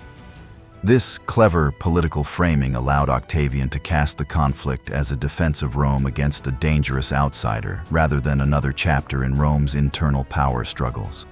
By doing so, he rallied support and silenced critics who might otherwise have viewed another Roman civil war as unacceptable. In response, Antony and Cleopatra consolidated their forces in Greece, choosing the coast of Epirus as the base for their naval operations. Their combined fleet was formidable, numbering hundreds of warships and supported by significant land forces. Egypt's wealth had financed much of the campaign, and Cleopatra herself took an active role in provisioning the troops and commanding her own contingent of ships. Despite their preparation, the situation facing Antony and Cleopatra was precarious. Many of Antony's former allies, disillusioned or intimidated by Octavian's rising power, had defected or remained neutral. His Roman legions, though loyal, were increasingly isolated. The eastern provinces, weary of conflict and taxation, offered only partial support. Moreover, tensions within the command structure persisted. Roman officers under Antony reportedly viewed Cleopatra's presence with suspicion and resented her influence in strategic decision-making. The opposing force, commanded by Octavian and his admiral Agrippa, was both disciplined and well-positioned. Agrippa conducted a series of brilliant naval maneuvers that disrupted Antony's supply lines and seized key positions along the western Greek coast. These operations placed enormous pressure on Antony's army, which began to suffer from hunger, desertion, and disease. Faced with this deteriorating situation, Antony was forced into a high-stakes gamble. Rather than retreat overland or attempt to regroup, he and Cleopatra decided to break through Octavian's naval blockade and sail for Egypt. Their goal was to preserve the fleet and regroup where they still held full control. Whether this plan was strategically sound or born of desperation remains debated, but it was carried out on the morning of the second day of September in the year 31 BCE. The fleets met near the promontory of Actium at the mouth of the Ambracian Gulf. The battle began with maneuvering and probing attacks. Antony's ships, many of them larger and heavier than Octavian's, had the advantage in size, but were less maneuverable. Agrippa's fleet, built for speed and tactical flexibility, gradually outflanked the enemy, cutting off escape routes and driving wedges between squadrons. At a critical moment during the battle, Cleopatra's squadron, stationed to the rear, suddenly disengaged and sailed south through a gap in the fighting. This move was likely prearranged with Antony, who soon broke off his own command and followed her. The abandonment of the fleet caused confusion and dismay among Antony's forces, many of whom continued to fight bravely despite the loss of leadership. Ultimately, the remnants of the fleet were destroyed or captured, and Octavian emerged victorious. The aftermath of Actium was not only a military collapse, but also a psychological blow to the Eastern Alliance. Antony and Cleopatra had retreated to Egypt, but they returned not as victors planning a renewed campaign, but as fugitives anticipating the end. In Alexandria, they attempted to regroup, raising troops and fortifying defenses. Cleopatra may have even explored the possibility of fleeing with her children and treasures to India or another distant refuge. Meanwhile, Octavian advanced methodically. His goal was not simply to defeat Antony, but to bring Egypt, the last remaining Hellenistic kingdom, under Roman control. In the summer of the following year, Octavian invaded Egypt. His forces met little resistance. Antony, still clinging to hope, attempted to rally his supporters, but found few willing to continue the fight. The final act of resistance occurred near Alexandria, where Antony's diminished army was quickly overrun. Faced with total defeat, Antony chose suicide. According to ancient accounts, he fell on his sword after receiving a false report that Cleopatra had already died. Wounded but not immediately dead, he was brought to Cleopatra, where he died in her presence. Cleopatra, now alone and besieged in her mausoleum, attempted to negotiate with Octavian, hoping to secure the future of her children and perhaps retain a ceremonial role in Egypt's new political order. Octavian, cautious and calculating, met with Cleopatra but refused to make firm promises. He likely planned to parade her as a captive in his Roman triumph, a powerful symbol of his victory over both Antony and the East. Cleopatra, unwilling to suffer such humiliation and perhaps seeing no future for herself or her dynasty, chose death. The details of her suicide have been romanticized for centuries. The popular story, recorded by Roman historians, is that she used the bite of an asp, a venomous Egyptian snake, to end her life. Whether this account is true or symbolic, the fact remains that Cleopatra died by her own hand, bringing an end to the Ptolemaic line. Caesarion, her son by Julius Caesar and co-ruler of Egypt, was captured shortly after and executed on Octavian's orders. With his death, the last legitimate heir to both the Ptolemaic and Julian lines was eliminated. Cleopatra's surviving children by Antony, Alexander Helios, Cleopatra Selene, and Ptolemy Philadelphus were taken to Rome and paraded in Octavian's triumph before being placed in the care of Antony's widow, Octavia. In the months that followed, Egypt was formally annexed into the Roman Empire. Octavian did not allow it to become a regular senatorial province. Instead, he designated it as his personal possession, governed by a prefect directly appointed by the emperor. This arrangement ensured that Egypt, with its vast grain resources and strategic location, would remain under the tight control of the imperial household. The annexation of Egypt marked not only the end of the Ptolemaic dynasty, but also the end of an era in Mediterranean history. The last Hellenistic kingdom had fallen. The age of independent successor states, born from the fragmentation of Alexander's empire, was over.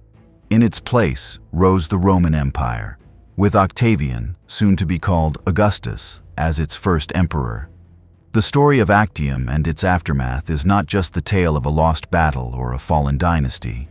It is the story of how political ambition, military calculation, and personal relationships intersected to reshape the ancient world.